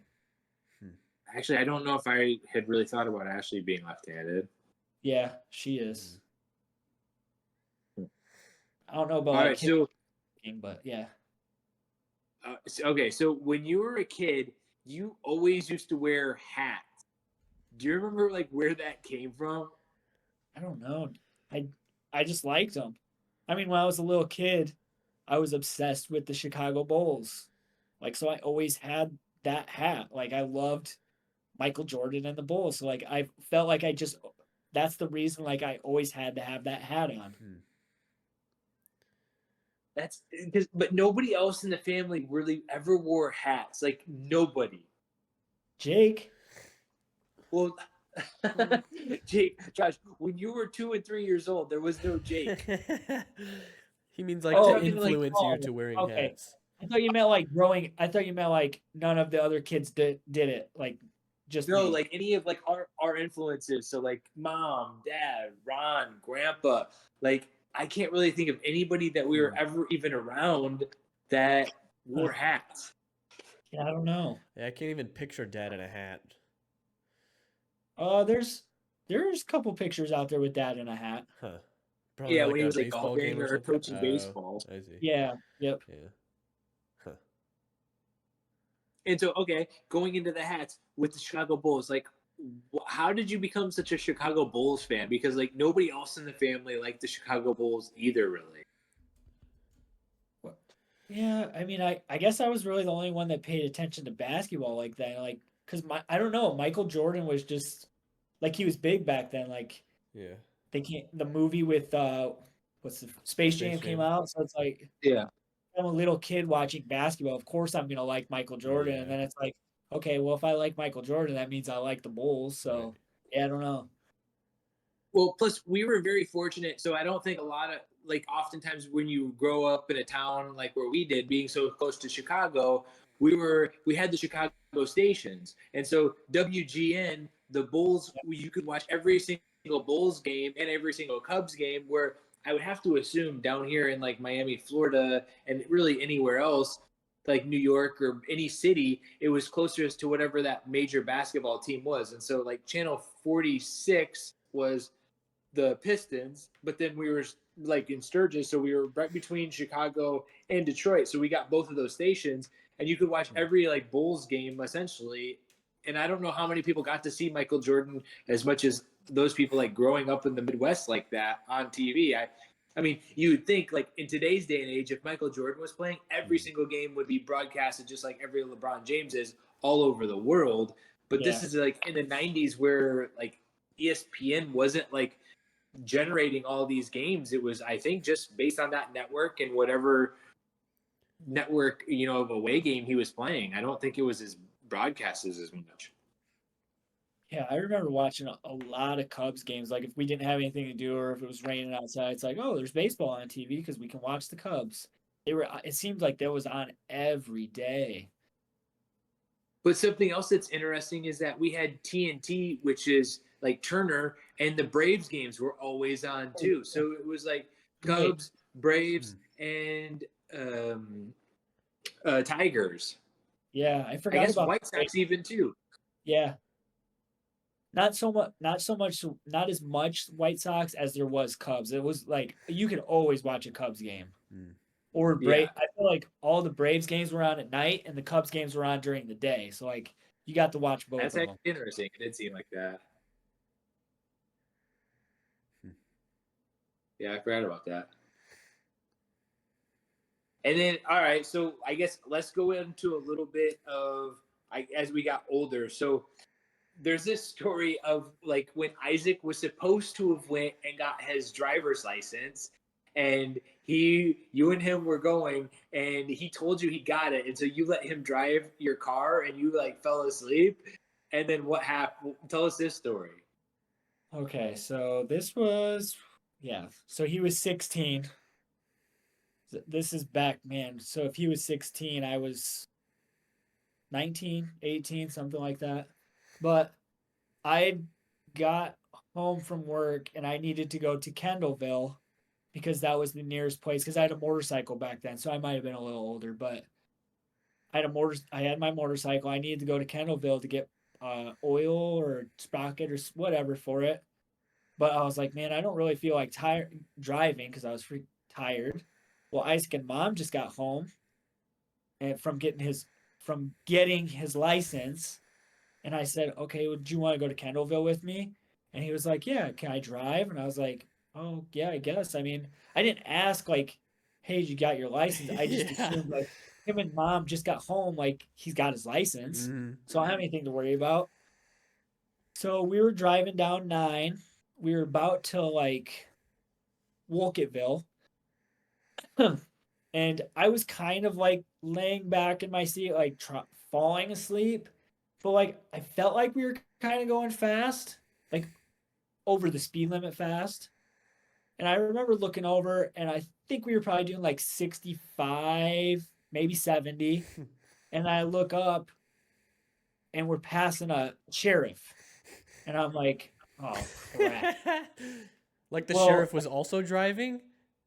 yeah. So he's passing. Yeah. No, like not like we were passing him, but Oh, like he we was were going opposite. yeah, Okay, yeah. okay. But in the car that we were in, it was my Jetta. It was a Uh-huh. manual. So Oh, that's right. we passed the sheriff, and all of a sudden I just feel the car go, boom, Yeah, boom, yeah. boom. Like he downshifted 3 gears or whatever and just floored it like he was gonna outrun the cop. And I was like, what? I was like, what in the heck are we doing? Before I knew it, we were doing 90, 95 miles an hour down State Road 9, trying to disappear from a cop. So we're like, oh, well, here's a church. Let's hurry up and pull in. So we hurried up and pull in, getting ready to switch spots. Like I was the one driving. Because after we passed the sheriff, he's like, well, dude, I don't have my license. And I'm like, oh my gosh, you're telling me this now? Like, so that's why we tried hurrying up, getting to the church so we could switch spots so he wouldn't get in trouble and I would just get in trouble for speeding. Well, right as we got out of the car, a cop pulls in behind us and he's like, get back in the car. And then Isaac ended up getting, man, 3 tickets. And then Jeez. the cop threatened me to give me a ticket for letting him drive without a license. I was like, I didn't even know he didn't have a license. I thought he did. Yeah, I got one for like driving without a license, uh, speeding, and then so there was one more. I'm pretty sure it was 3 tickets, but yeah, that was. We ended up not going to Kendallville. We turned around and went straight back home because Yeah. we're trying to think of like how the heck are we gonna tell mom and dad this? Yeah. Yeah, so we were already like mad that we had to go home and tell them that. But yeah, so we didn't go to Kendallville, went straight home. So did that like delay his his ability to get his license? Well, yeah, so I think at the time he was 16. Well, he ended up not being able to get his license till he was 19. Oh, So 3 years wow. Just because of or that? two, yeah, Oh wow. or 2 years. It was something like that. But yeah, I think one of those years I think was because of mom and dad like giving him a punishment, like you're not getting Oh. your license this year. But I think 2 years or something like that was from like what he actually got for the tickets. Oh wow. Somehow suspended or delayed him. Like, were you surprised that the cop like turned around, like because he didn't seem like he was going that much over the speed limit? If he would have just probably stayed that speed, do you think he would have given him a ticket? I mean, 15 No, I miles mean, over the speed limit is pretty yeah, noticeable. yeah, It was what? 15 15 miles over. over? That's pretty noticeable. What, 70 and a 55? I mean, Yeah. yeah. Oh, yeah. I mean, a lot of cops will pull people over if you're just doing 10 over. If you're doing Yeah. 15 over, What? yeah, dude. If you're doing Yeah, this 15 isn't over, Miami, Florida, dude. yeah, you They don't can't have drive anything around to doing do up here. 95 wherever you're going. Yeah. Absolutely, yeah. If you're doing 10 over, there's a chance you might get pulled over, but if you're doing 15 over, you're getting pulled over. Yeah. Holy cow. Yeah, I guess it's been so long since, you get pulled over for going 10 over? Yeah, dude. You never heard the saying, 8 or 9, you're fine, 10, you're mine? I follow that because I don't want any speeding tickets. So I 8 over, that's all I'm going over. Oh, dude. Yeah. I'm not going to tell everybody how fast I usually go. Well, I mean, yeah, it's different when cops don't really have anything to do and they're sitting in a small town and literally all they do all day is just sit and wait for traffic to go speeding by so they can pull them over. Yeah. Yeah, I guess. I mean, this guy was going the complete other direction, and I mean, do you think it would have been smarter if Isaac would have just kept going and like went somewhere else, like went behind the church or something? Like, do you think there would have been any way for the cop to not see like where you guys were, or was it Probably. just a? I feel like Isaac probably could have very easily escaped him, but we were in our minds, I think, or maybe in my mind, I was just like, dude, let's hurry up and get pulled over so we can switch spots. Mm. That way you don't get in trouble. Oh, that was definitely in his That mind was- too. Yeah. That was 100% in his mind too. Yeah. Oh yeah, being Isaac, it probably was. But yeah, Yeah. actually, had we thought like, dude, we just need to make a couple turns and outrun him, I feel like he could have very easily outran him. Because it wasn't. I mean, we were able to get slowed down, pulled into a church, stopped, put the e-brake on, get it out of gear, take our seatbelts off, open the door, get out of the car, start walking around. Then the cop was in. I mean, that's a lot of time right there where he could have very easily just been gone. And he probably was your Jetta fast? I mean, it was. I wouldn't say it was fast. It was quick. I mean, it got up to speed. I mean, he was already doing 95 miles an hour, and the cop hadn't even got turned around yet. So it was a couple of turns, and we probably could have very easily disappeared. Would that have been the smartest idea? Probably not. All right, and so so now we're getting to about the age where like me and you both started working at Savory. So I started working at Savory when I was in high school, and the reason that I got a job there was because my parents ate there so dang much. And like that's how we ate there so much, which was this family restaurant. They served pretty much any type of food you could ever imagine: Italian, Greek, American, seafood. It was just a family style restaurant where they had really good food. We eat there so much. We got to know the owners, and I needed to have a job, I guess, was what mom and dad thought. I didn't really think so, but so I started off as a host, and then I was hosting, and then you got a job there as a busboy.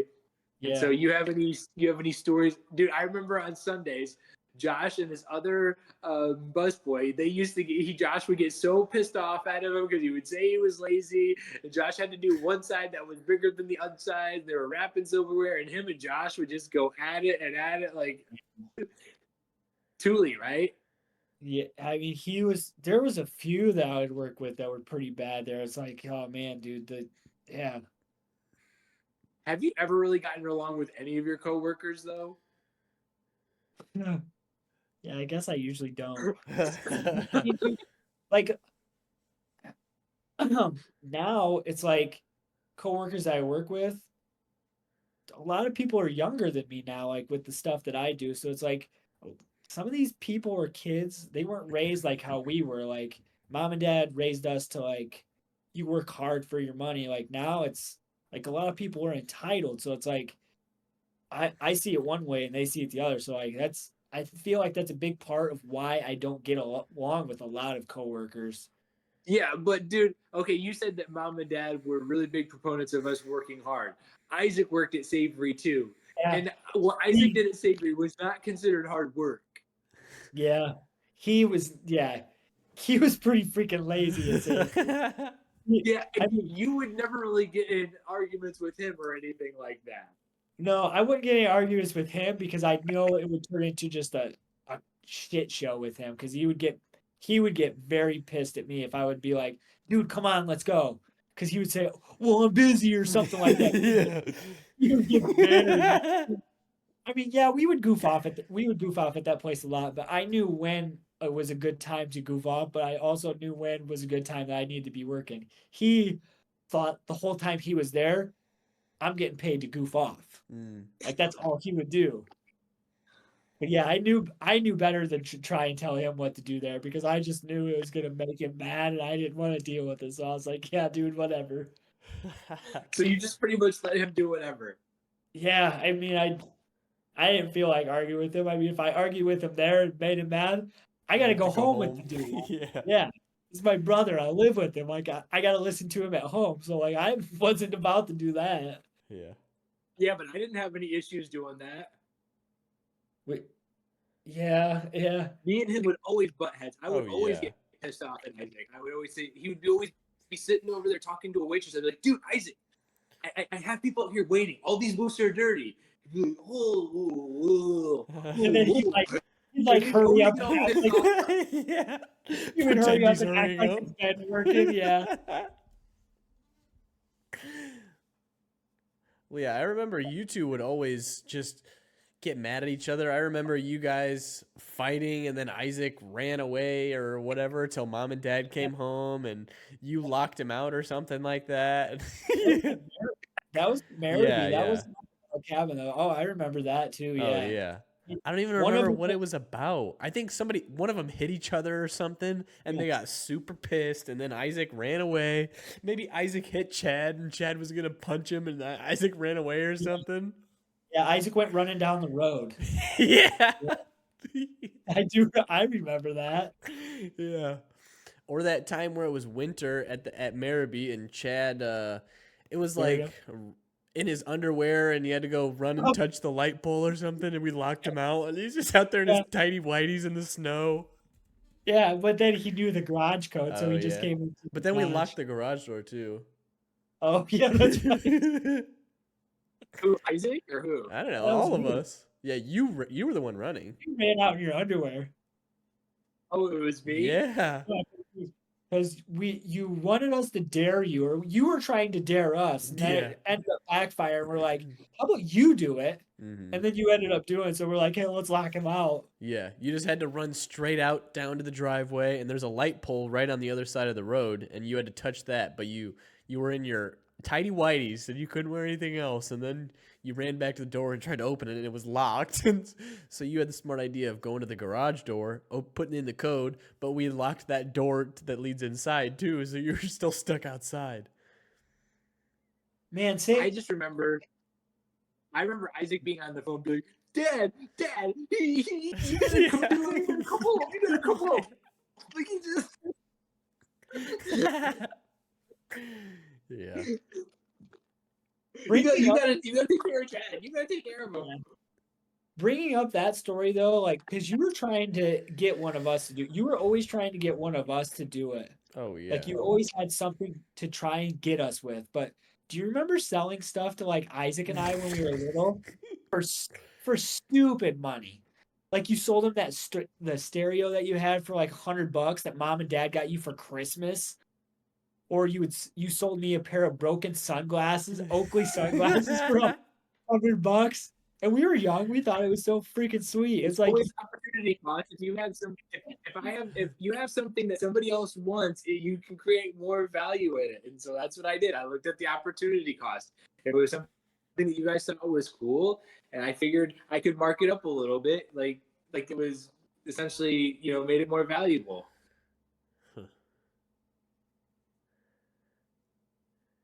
Plus, you guys were making stupid money living out at Grandpa's and getting all. It wasn't your money. It's not like you guys were working hard for it. You guys were going out at Grandpa's and getting $10 a night to spend the night there. And I was just I think it was only $5 a night, but yeah.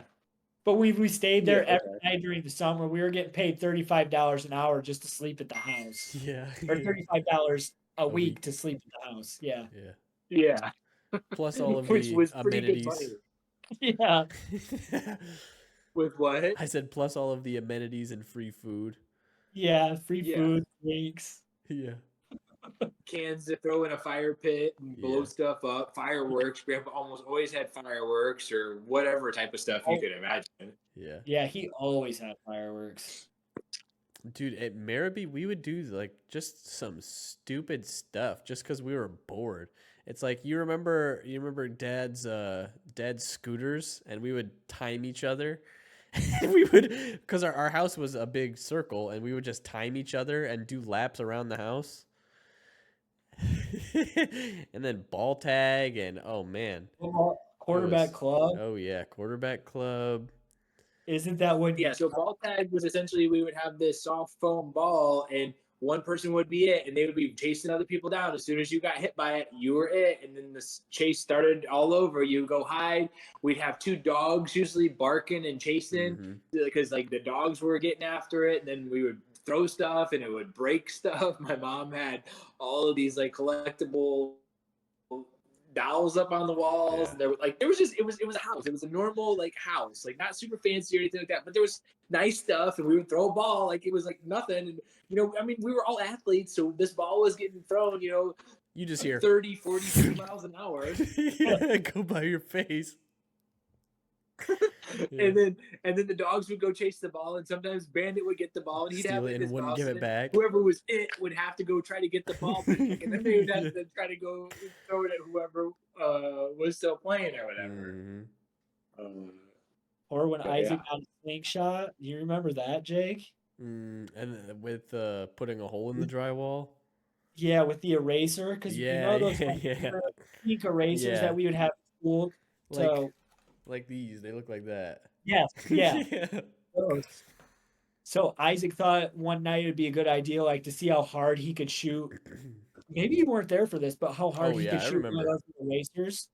Well, he shot it at the wall, and it embedded into the drywall. It was like stuck in the drywall. Yeah. So we're like, oh crap, because mom and dad were at Savory. Because dad was up there with her and stuff, and we're like, what do we do now? Like we can't fix it by the time mom and dad get home. So we just took a picture or a little decoration. No, it was like a little snowman, and it hung off a string. We were like, what are we gonna do? And then we looked to the left. It's like bingo, and then we just moved it from over there over to the hole. Yeah, and then mom never really knew about it until almost till the day they moved out of that house. Oh yeah, That hole was there that whole time. We didn't know about it. Yeah. Because that snowman never moved. The snowman never moved in the summer and the winter. It was always there. I mean, she has snowmen up year round still to this day. Dude. Yeah. What? She has snowmen up year round till this day. Oh really? Oh yeah. Oh, I didn't they're all over. Oh my gosh, dude. And it wasn't in obviously wrong. It's like, oh, this looks like it's supposed to go here. Like, it never got touched. Do you remember any other stories from Savory? Like, I remember you guys always used to go make this one special food that was never on the menu. It was had Tabasco and something else where you were starting to cook and stuff like that. Yeah, it was rice and stuff too. chicken. Yeah. Yeah, because I would go back in the kitchen and cook with them so that I could go in and work as cook on Saturdays and Sundays and stuff. Yeah, Yeah. I remember a little bit about that, but I mean the games that we would play. There was basically three games. There was two of them I would only play, but so like there was on the back of this building there was the big like air conditioner units, like industrial air conditioner units, and then if you stood on that, then you're like eye level with the roof, and there's only probably like a 2 foot gap, and then on top of the roof is another like industrial air conditioner vent, whatever it was up there. Well, Isaac and one of the cooks, they would go out and have races and see who could make it up to the top of the roof the fastest. So you go on top of the air conditioner on the ground, then you'd grab the roof, pull yourself up, and then get up on top of the air conditioner up on top of the roof. And they would race and see who could do that the fastest. Or like we would take aluminum foil and just roll them up into balls, probably not quite a basketball, but bigger than a softball. And we would just play baseball in the kitchen. It was just a long hallway. Well, I mean, we would break the covers over the lights and stuff. Oh yeah, dude. And we just like throw it away and act like we don't know what happened to it. Yeah. Or the most recent thing that we would do was that, and then we would take steak knives. One of the cooks taught us how to throw knives to get them to stick in the wall. So we would just stand back there and throw knives in the wall, and dude, you would go back there and there's just hundreds of marks all over one of the walls. Well, that's when the owners got Chuck and Linda there. Their maintenance got They're people. handymen. Yes.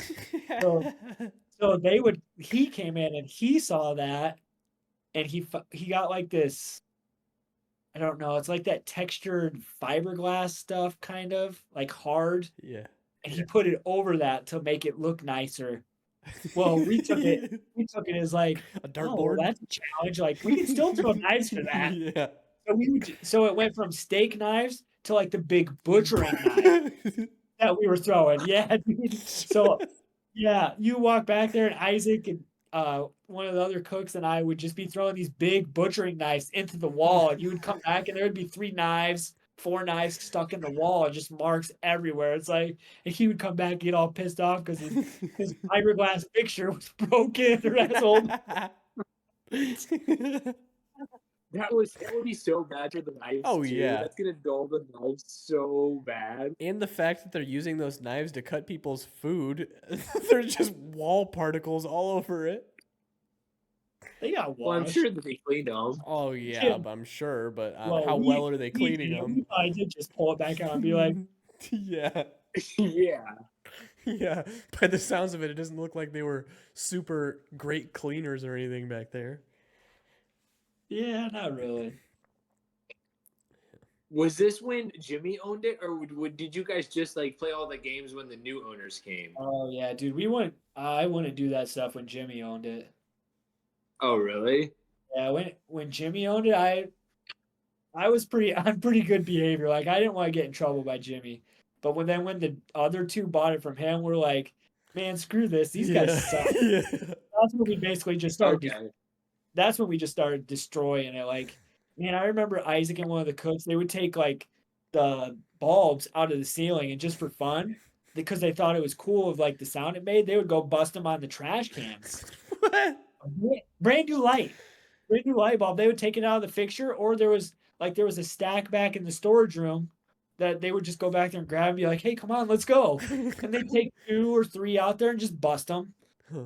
And then yeah, that's it. Yeah, Brand new light bulbs. yeah, brand new, burn out. It didn't matter what it was. It was getting busted on the trash can. Yeah.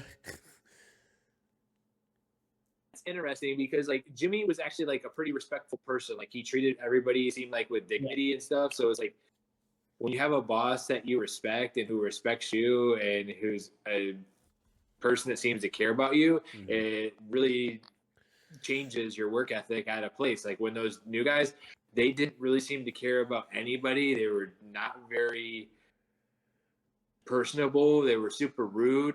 They always just made you feel like crap. And so it was like when you lose respect for a boss or anything like that, it's just interesting how like the morale goes down and there's like what people don't care. Yep. All right, so let's go like into where your current day is. So how many years have you worked at a trailer factory? So next month I believe it'll be 17. 17. Yeah. How old were you when you started? You were 21? Oh, no. I was 20. I mean, I'll be You were 37. 20. Yeah, I'll be 37 this year.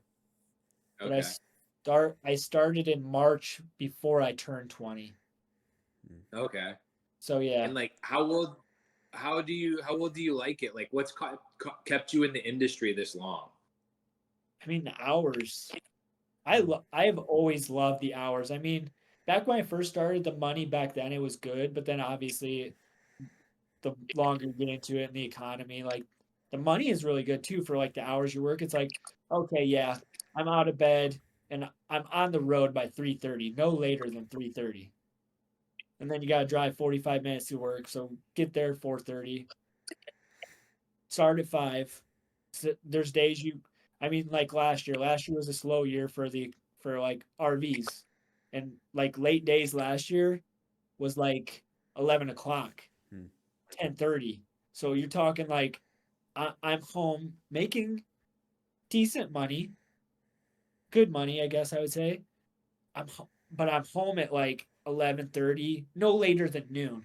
So it's like I literally have the rest of the day to do whatever I want Hmm. instead of Okay, so like you're working like 6 hours a day. You were working 5 days a week, or you were working 4 days. no, we were only working 4 days because it was so slow. I think there was only like 4 weeks last year that we worked 5 days, but we also had like, man, I bet you we had 4 different weeks throughout the year, random weeks that we just had the whole week off Huh. too, because Okay, so it was so that 4 weeks slow. off, working like 24 hours a week, and Yeah. like what would you say was like an average for like some of the people who had only maybe been there like 5 or 10 years? Like how much money are they making only working 24 hours a week?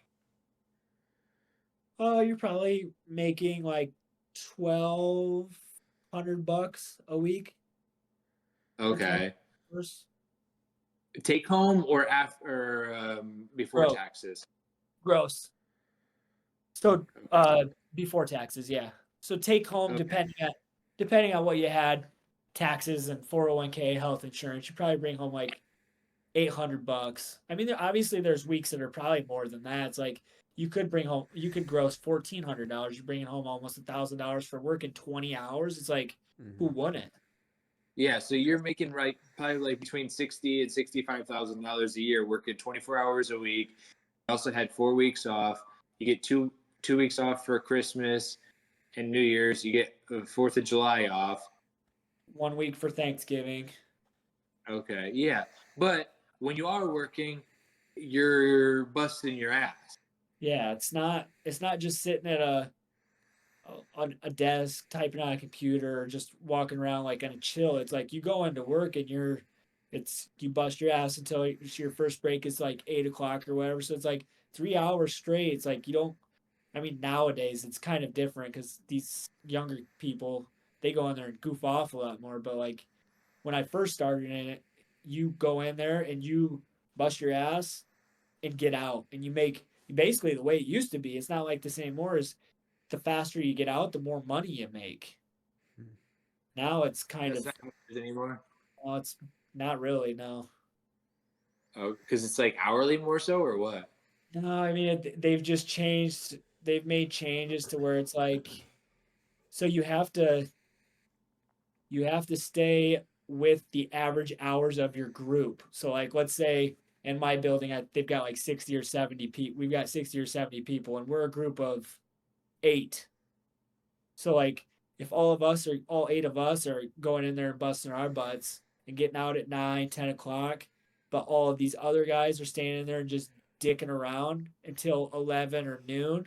So that's what, probably 6, 7 hours a day that they're working. So 20, they're working 5 days a week. They're working 30 hours, 5 days a week. We're probably only working like 20, 25 hours. So we're like 5 to 10 hours below the average hours, so we lose that Huh. bonus money. Oh wow. Yeah, so we got to kind of like stick with what they have. So yeah, Hmm. it kind of sucks the way it is now. But But again, what time do you wake up? my first alarm goes off at like 2:45. 2:45. Yeah, Yeah, I mean, so like, I mean, down here in Miami, that's when all the strippers are like getting off of like work to go home, and that's when you're starting work. Like, I mean, 2:45. Like, a lot of people can't even fathom that. And then at 4:30, you got to be ready to go, like, essentially do a workout in the gym. I mean, you used to like, how did you stay awake through most of your career? Like, how do you just used to it or what? yeah, I think, man, because back after high school, I used to, I wouldn't have a problem sleeping until noon. Like I would just, I don't know, I didn't care. But then once I started getting into this and 5 o'clock, work till noon or whatever, 1 o'clock. So when I first started, it was like, man, dude, I'm tired. I would have to come home and take naps. But now it's like I've gotten so used to it. It's just come home. So like now when I come home, uh, Allie and I, we just go straight to the gym for Mm. an hour and a half, right after work. Whether I get home at one, lately it's been like I've been getting home at like 1:30, 1 o'clock. So it's like we've had long days. If I get home, we go straight to the gym, get our stuff done, come home, have dinner, and then go to bed by 8 o'clock. Hmm. So So you go to bed 8 o'clock to get up at 2:45? yeah, Holy cow, dude. That's not much sleep. I mean, it's almost 7 hours. Yeah, but I gotta get like 8 hours every single day. Like I Yeah. couldn't do it on 7 hours. I mean, 6 hours and 45 minutes. lately I've been struggling. Like I haven't really had very much energies. So like we'll eat dinner at 5 o'clock. We'll watch TV. Come like 6:30 ish, I start dozing off on the couch. Like I struggle to stay awake. Sometimes I'll just fall asleep on the couch at 6:30. So really, I'm going to bed at 6:30. Some nights, kind of. I Okay. mean, then I got to wake up to go to bed in my bed. But yeah, there's a lot of nights where I'll fall asleep on the couch because just I can't Hmm. stay awake. But I don't take I mean, you naps. take any energy drinks or anything like that at work? Not anymore because You used to, right? I did. Yeah, I drank energy drinks every morning for 15, 16 years. And then, Oh wow, okay. yeah, When did you every, stop doing that?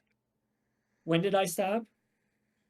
Like December, because I had some issues with my stomach. So I thought the caffeine was causing it. So it just completely Hmm. cut out caffeine. So like, I don't even take pre-workout anymore, which that can be rough. Some days it's like going to the gym without pre-workout, any energy. It's like, man, I just want to go home. But yeah. Hmm. And okay, so like a lot of people who don't like work in a trailer factory, like explain to us like what that even is, like what it looks like, what's the process? So I mean, it process is different. So I have what is called an offline job. So we don't work on the assembly line. We build parts for the trailer. So I work in the weld shop. So we build sidewalls, floors, and roofs, and some smaller parts for like those walls and all that stuff. And then we ship it to like lamination is what it's called, to where they put like the fiberglass on the outside of the walls. It's like the finished product of you. If you see a trailer going down the road with the walls on it, like that's what we send it over to get done, and then they get shipped to the assembly line. So like we cut the metal, the aluminum, and weld the aluminum where we're at. But like if you were on the assembly line, it just you Hmm. you go. It's like putting together a big piece of a puzzle. Like it starts with a bare frame, and then you're putting a floor on this bare frame, and then you're running some wires on. You've flipped the whole trailer upside down with these hoists and stuff that they have in there, and they run the wires and the plumbing and all that stuff underneath the floors and drill holes praying up through the floors, and then it just keeps on going down, and sidewalls go on, and then roofs go on, and then Hmm. furniture goes in it. It's pretty. It can be pretty cool for somebody who hasn't seen it before, like just to see a trailer get put together. I Hmm. mean, the crazy thing is, we right now like we do 700 units a week. from So start to finish? yeah. Well, And how so many people? that's what we're doing, not start to finish. So like that's like our part of the job. We're doing 700 a week. So like say you went out on the line, they're doing the same amount, like they're doing 100 a day or over 100 a day, which isn't, they're not doing that much right now, but it's like you're doing so, and these people, like if you're on the line, you do the same job all day.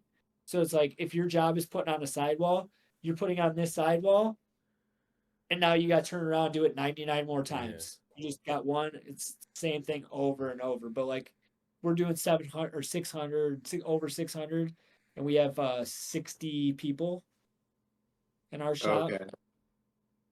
In the weld shop. Yep. Dude. Okay. And now these are like trailers. Are they like pull behinds, or like do you guys make motorhomes where you actually the people can actually drive them? Yeah, what we do in our shop is we build all of them. We build pull behinds, we build goosenecks, and we build motorized. So the welding that you do it for all three of those things. Yep. You're doing the welds for like the actual motorhomes and stuff like that. Yep. And like how much does one of those sell for?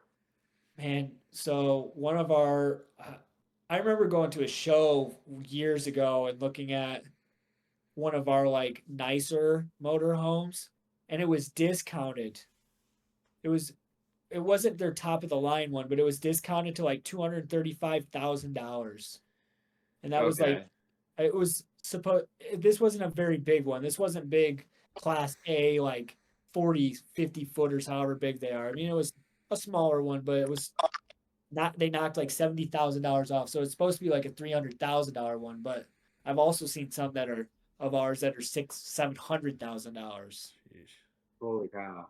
Yeah, and they're So nice. so from start to finish, how long could your shop like start with the axle and have a finished like motorhome like this done? How quickly could they do that? So I a motorhome, I think they do maybe a couple a week. Like Okay, so a big motorhome, I think they do like one or two a week. and that's those guys working all day every day on one. Yep. Yeah, basically like it takes, so they go to each station, so you essentially you got one in each station, so you're basically working on, you might only get like half of your job done or a quarter of your job done each day for it to Oh. roll to where you're getting a finished product one or two out the door, depending how busy or not busy it is. And for you working there as long as you have, like, if if you if you were given the tools, could you build one from scratch? A motorhome, Yeah, or any of these trailers, a, a towable or like a gooseneck, yeah. A but mo not a motorhome. No, I've never worked on a motorhome. Okay, so with the towables and the goosenecks, you know enough about the wiring and the plumbing and everything else where you could just go around and make one all by yourself. Yeah, yeah, because I mean, years ago, like what, a couple years after I first started, and I got to be a swingman. So a swingman, you're going around, you're helping every job, so that you know when somebody misses, you're filling in for them. So when people Uh, would miss, I would go do their job, or I would help whoever's behind. So like I have learned every job down that assembly line, from do those frames. guys make more money? No, everybody makes the same money. It's just some jobs are dirtier than the others. And that's the dirtiest What, like frames? swingman? Swingman? Oh, so a swingmen do get paid more, yeah, because Oh, okay. they got more work to do, but yeah, Hmm. and they have to learn every job. I mean, do you have any like crazy stories from being in that industry? Yeah, I think the craziest one, I don't really know that I've got any from the other places. So I've worked at four. This is my fourth one I've been at. The craziest one I think I've ever seen. So now I cut aluminum, and it's just a chop saw, a normal chop saw like you would see at Home Depot, a DeWalt. Hmm. So we cut aluminum with that. Well, 5 years ago. The guy was cutting aluminum and he went all the way through his stuff and he let his saw come back up. Well, you know the guard that protects the blade? Mm. Well, the guard got stuck in the up position Mm. and the blade was still spinning.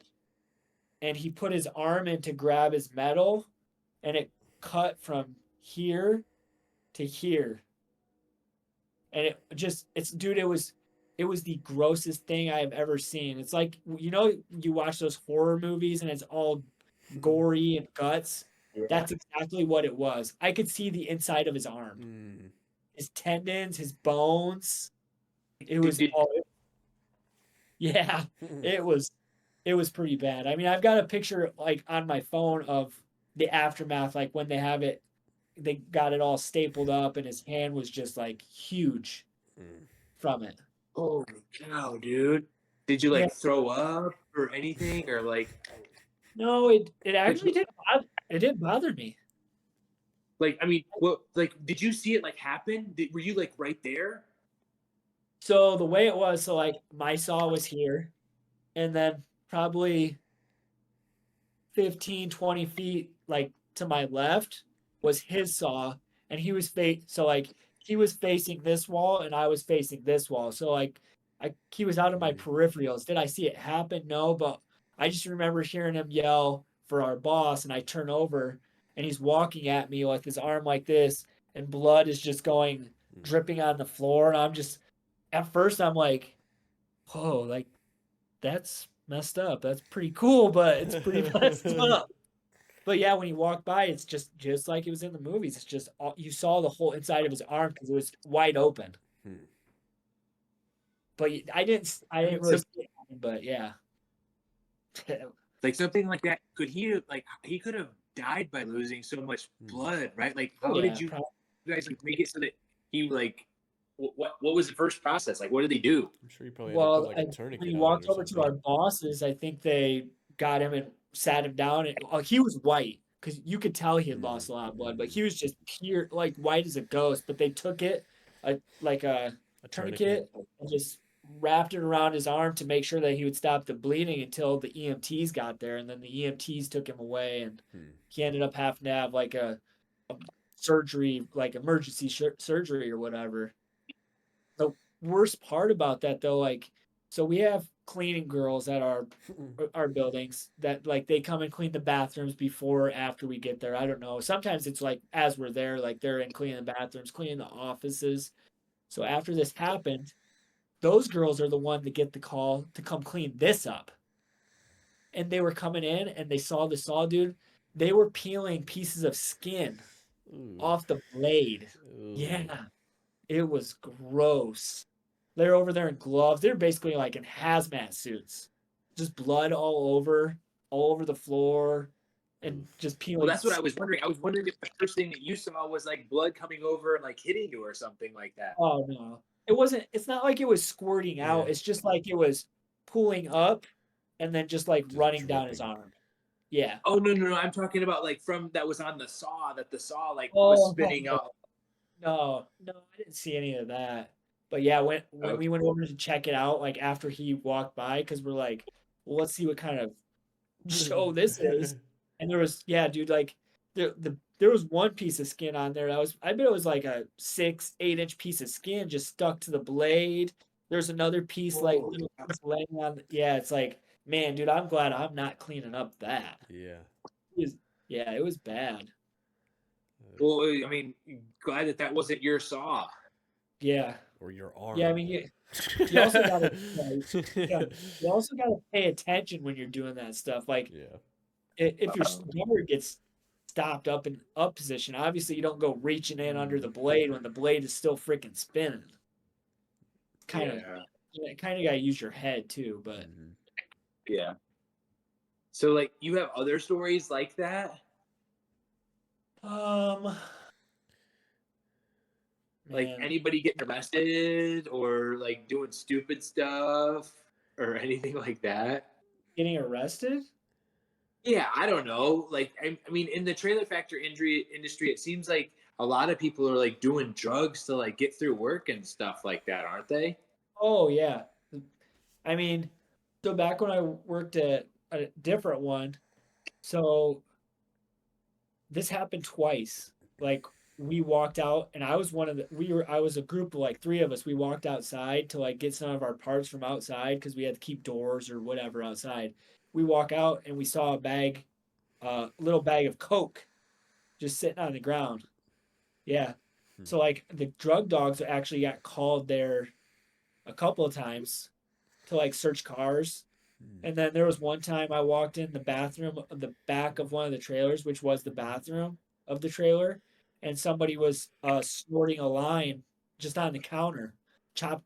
They hurried up and chopped up a pill and snorted it. I don't know You what it saw was. him do it? Yeah, Was it yeah. somebody you knew? Oh yeah, I worked with them every day.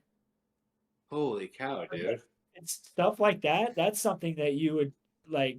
It wouldn't shock you because you see it every Mhm, day. mhm. Stupid stuff like that. Like People doing drugs, shooting up lines? doing stupid stuff like that. Oh yeah. Oh wow. Yeah, I mean another one of the mess up stories like recently. So we have air hoses with air wands on them to like clean our areas. Mhm. This didn't happen at my building, but it happened at one of our other buildings. So I guess the guys were goofing around with them, and one of the guys uh put the air wand up another guy's butt and sprayed it. Yeah, and it almost killed him, I guess. What? What? Yeah, because of all the air pressure. Something with I don't know if it ruptured his spleen Yeah. or some. Yeah, dude, almost Wow. killed the guy. Wow. Holy So yeah, cow, dude. so yeah, we all get lectured like, "Hey, you can't be goofing around sticking air wands out up each other's butts and blowing them." Like we get yelled at for people's stupidity. But yeah, so we got lectured on that. We didn't do it, obviously, but yeah, dude, the guy almost died from it. Wow. Did the other guy get like arrested or anything like that? Or Arrested, but I do think he got fired. holy cow, dude. Yeah, I believe that was one of the buildings like over by where Brittany works at. That's Well, what cool. about have you ever played any pranks on anybody, or that's just because the jobs are so valuable, people don't really do stuff like that? Yeah, yeah. I mean, I've definitely played pranks on people. I don't really do them anymore. The last one I did was probably like 3 years ago, where I'm at. But I mean, yeah, we used to do stupid crap all the time because it wasn't like everybody was in there busting their butts, but nobody was like uptight about anything. But yeah, like 3 years ago, I was working we a same group, but there's this Mexican kid that was across from me. So it was like our saws were facing each other, and we have this like little divider in between us, but you can't see through the divider. Well, back then we would use WD-40 to like lube our blades so that it would cut through the aluminum easier. So I thought it was funny. Like I was sitting over like on my side of the saw and I would spray the WD-40 up and over on his side. Well, it was hitting him. It was hitting him in the face. It was hitting him in the like shirt and stuff. And when I got there was two more or three more guys behind me doing the same job, and I got them on my side to where when he would look over and freak out about it, we were all like, "Dude, did that just drip on you too?" Like we were acting like the roof was leaking and we had him going for so long. So like when he would turn around and put stuff on his cart, I would just lean around and spray like a good amount on his back, and he would get so mad. But it's like, yeah, it's obvious. Like if you wiped it and you could smell it coming before, you're like, Yeah. It's not it's leaking from the clearly not ceiling. water. Yeah, but that dude was nice and slippery by the end of the day. Lubed What up. about Huh? did people prank you? No, nobody pranks me. Well, I remember at the rat farm, I mean, basically it's the same type of people that you're working with. Just a bunch of you're not surprised by really anything that they do. Yeah. And most of them have actually probably worked in the trailer factory. And I was talking to this one guy and he tells me all sorts of stories all the time about just wild stuff that's like some of it's probably true, some of it's probably not. And he was telling me about this one guy that used to work in the trailer factory with him, and he was talking about Enos Iker, And he was like, "Oh yeah," and then this guy's nickname, somebody nicknamed him Penis Liker, and I was I was telling Josh and Brittany about it, and Josh was like, "Oh yeah, I was the one that named him that." And it was just like, I had no idea of any of that, and it just comes full circle. Like I thought that was the funniest thing. Like this guy's name is just, it's like such a childish thing too. It's like somebody nicknamed him Penis Liker. And the guy at the rat farm told you this funny Yeah, yeah. And he had Yeah, no 'cause idea. story? Yeah. I'm assuming I know who it is that told him the story, but yeah, Yeah. him and I used to work together. Yeah. And he didn't know that you guys were brothers? Oh no. No. He didn't know any of that. Like he was just telling me this story because it was funny and it was something that happened to him. And it just so happened that I told this story to Brittany and Josh, and then Josh said, "Yeah, I came up with that name." Oh. Yeah. Yeah, it was just some older Amish guy. Yeah. And he thought it was funny too. Oh, he did? Yeah. Yeah, he didn't He thought care. that was funny. Yeah, he didn't care. He thought it was pretty funny. I would think that was very funny if that was me, but yeah. I would think So, and then I guess the last thing I would talk to you about is like how good you've always been at math, dude. Like, where do you think that came from? Do you think it came from being in the trailer factory for so long and having to use like a tape measure, or was it like before in school, or what? Yeah, I mean, in school, I was always good at math. Like when we would have to do those multiple tables, like I think they were like 60 seconds at Trinity, right? And I Yeah. was always good at those, but it's like when I get into high school, it wasn't math. It was all this algebra. Like I don't understand any of that. But yeah, I mean, in the trailer factory, it's like like with my job now, it's like you kind of have to be good with numbers because it's like we use these tubes that are so long, and you have to cut certain of this size, a certain amount of this size, a certain amount of this size. So it's like if you can do that in your head, you know how many pieces you need to grab. So you cut, cut, and it just starts becoming second nature to me. So is everybody in your position like that? They're all really good at math where they can do that? What do you think? Half of our group has to still use a calculator. Like how, Yeah. and the other half has to do what? They just take longer. They use to their do it. fingers. Yeah. Or they just take longer to do it. Like they can't do it as quick. But yeah, most of them, they have to use a calculator, like this divided by this, or yeah, whatever. Are you one of the fastest in your group? I mean, I would say I am. I've also been there the longest and done it the longest. I mean, this is my 10 years will be this September, and then the next person after me, I think, has only been there for 5 years. So Okay, so I guess just dealing with numbers on a constant basis that quickly. But like in Trinity, were you the one that was usually the fastest, or were there people that were faster than you? I don't think I was the fastest. I mean, I think there was people that were faster than me or just as I was just as fast as them. Yeah. Okay, because I was gonna say you had some pretty smart, like Susanna Kohlberg was pretty smart, Yeah. and Adam Heil, or I don't remember who else. There were some other pretty smart kids too, right? Yeah. I mean, yeah. Okay. Yeah. So, all right. I guess to finish this off, like for both of you guys, like what values do you think? What values do you appreciate the most that were instilled in us as like kids and like growing up that you think we've like carried on to this day?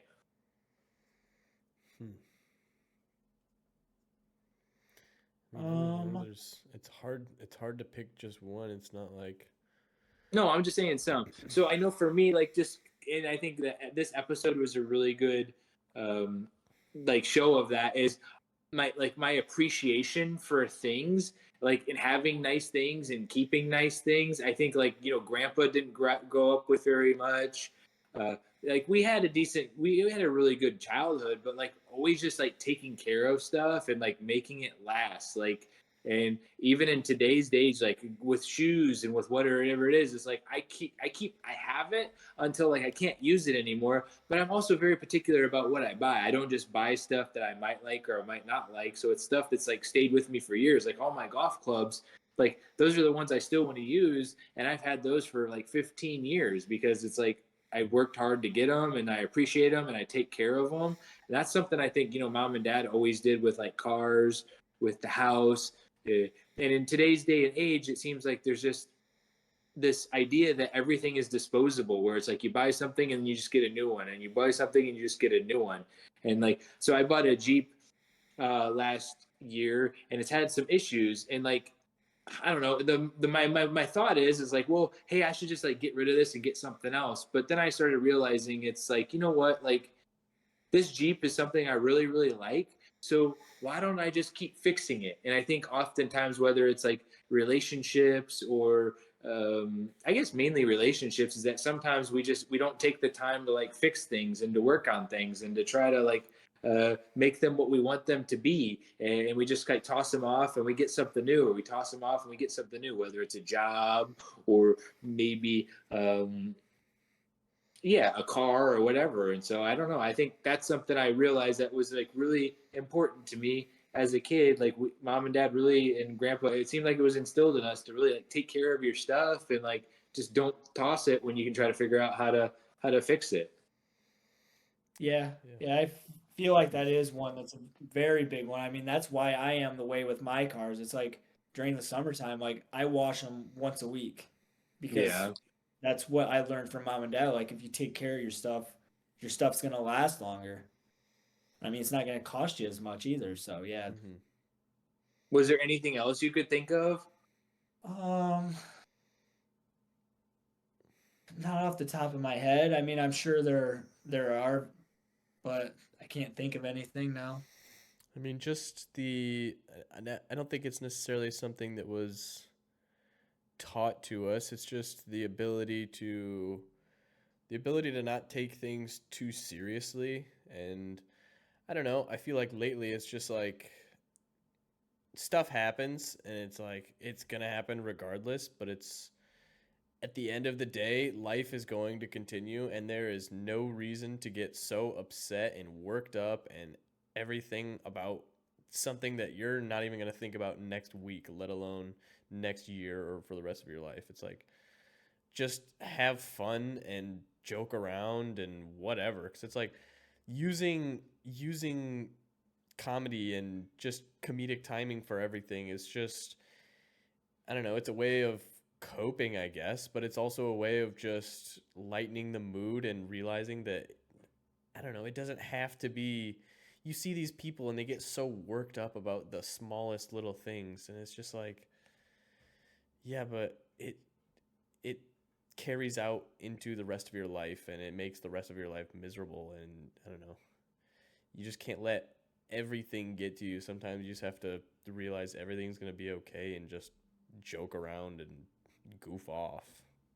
And I think it's even so much about creating laughter. And I think sometimes we have this idea of ourselves, and we have this idea like we're so prideful and arrogant, where sometimes it has to do with us being able to just make fun of ourselves too, Mm-hmm. right? Just be goofy, be the goofy one. And yeah, no, I agree with Mm-hmm. that.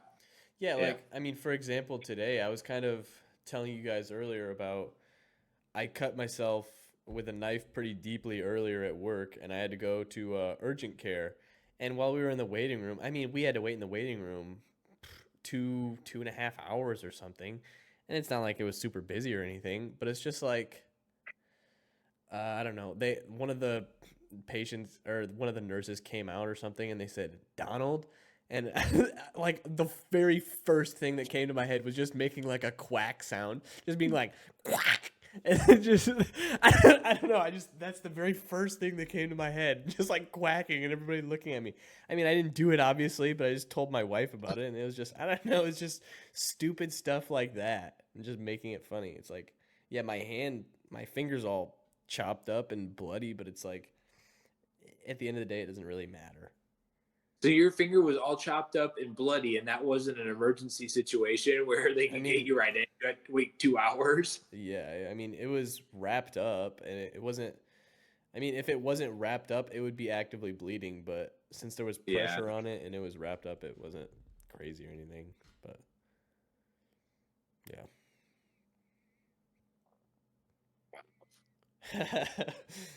yeah. I mean, just stupid stuff.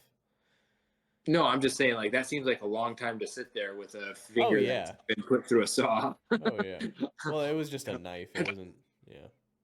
I think I'd be like, hey, Donald Trump shouldn't be going for me. I got a Yeah. chopped up finger or something Yeah. like that. Like, I'd be up there, like, busting some heads. Like, hey, like, does anybody else have a chopped up finger? Like, let's rank everybody's like pain level right now and the extent of their injury. Like, I'm next. Like, Yeah, I wasn't really in pain, and it's not like getting me in any sooner was gonna make my injury less. I mean, at the end of the day, it's doesn't matter if it takes an hour or 2 hours. It's gonna be the same outcome. yeah, I guess. I just thinking like usually when somebody gets cut like that, it seems like that it's more Yeah, pertinent to like, try to save the finger. potentially, but it's not like my finger was gonna fall off though, so I was just kind of laid back. Okay, maybe it wasn't as bad as you made it sound like. Then it must have Well, I mean, just been. it was Well, it wrapped must not up. have been as cut as the story I heard. It sounded like your finger was about to fall off, and so I guess it It wasn't as wasn't about bad to as fall off, but it was like this. I thought you said. I mean, yeah, I mean, if I were to put my finger straight back, the tip of it would lean back a little bit away from the rest of my finger, but Yeah, so that's like I would say that that's an emergency issue where they should have like got you in like that. well, I guess that makes us different. Yep. What makes us all different, and that's what we've had all of us on the podcast now. Mm-hmm. And so, you guys got anything else? Oh yeah, like Josh, you want to share a story about Dad? Okay. I mean, I think the most recent one that I can think of, actually, I was going to tell a different one, but I think the most recent one is just with him messing with telemarketers. So I remember when him and mom were living in Isaac's while they were building the house. He sat there and wasted this like 45 minutes of this guy's time at least. And I just remember sitting there with Isaac laughing. And at the end of the conversation, Dad goes, "Yep, well, I'll let you know when I decide to go with your company." And the guy got so pissed off. He called Dad a couple of swear words or something like yeah, it was this guy was so mad. And then I mean he had another one where the guy called and Dad goes, "What's up?" And the guy's like, "No, you shut up." And Dad we were sitting there at the table and Dad just looked at us like so dumbfounded, like, why did the guy just tell me to shut up? And then he just hung up on the guy. But yeah, I mean, and there was one night where Isaac, Allie, and I were out in the garage, and this is going to the telemarketer thing. Like, so Isaac called Dad and screwed with him. And Mom was inside with Dad, and Dad to the day would tell us he wasn't Oh getting pissed. yeah. Mom said he was getting pretty pissed that we were screwed with him. He didn't like the one being screwed with. He liked being the one that screwed with the telemarketers. But yeah, Isaac had it going pretty good too. I remember one time that somebody was trying to sell some type of vacation. And I think it was like a Disney vacation or something like that. And Dad's like, no, like he's like, no, I'm not interested. And he said something to the guy, and the guy's like, all right, well, he's like, well, good luck on you getting Father of the Year. And Dad's like, he was so pissed. He's like, because you wouldn't buy the vacation plan or whatever for the kids. Yeah. Oh, yeah. I remember Dad getting hot about that. Oh, I'm sure.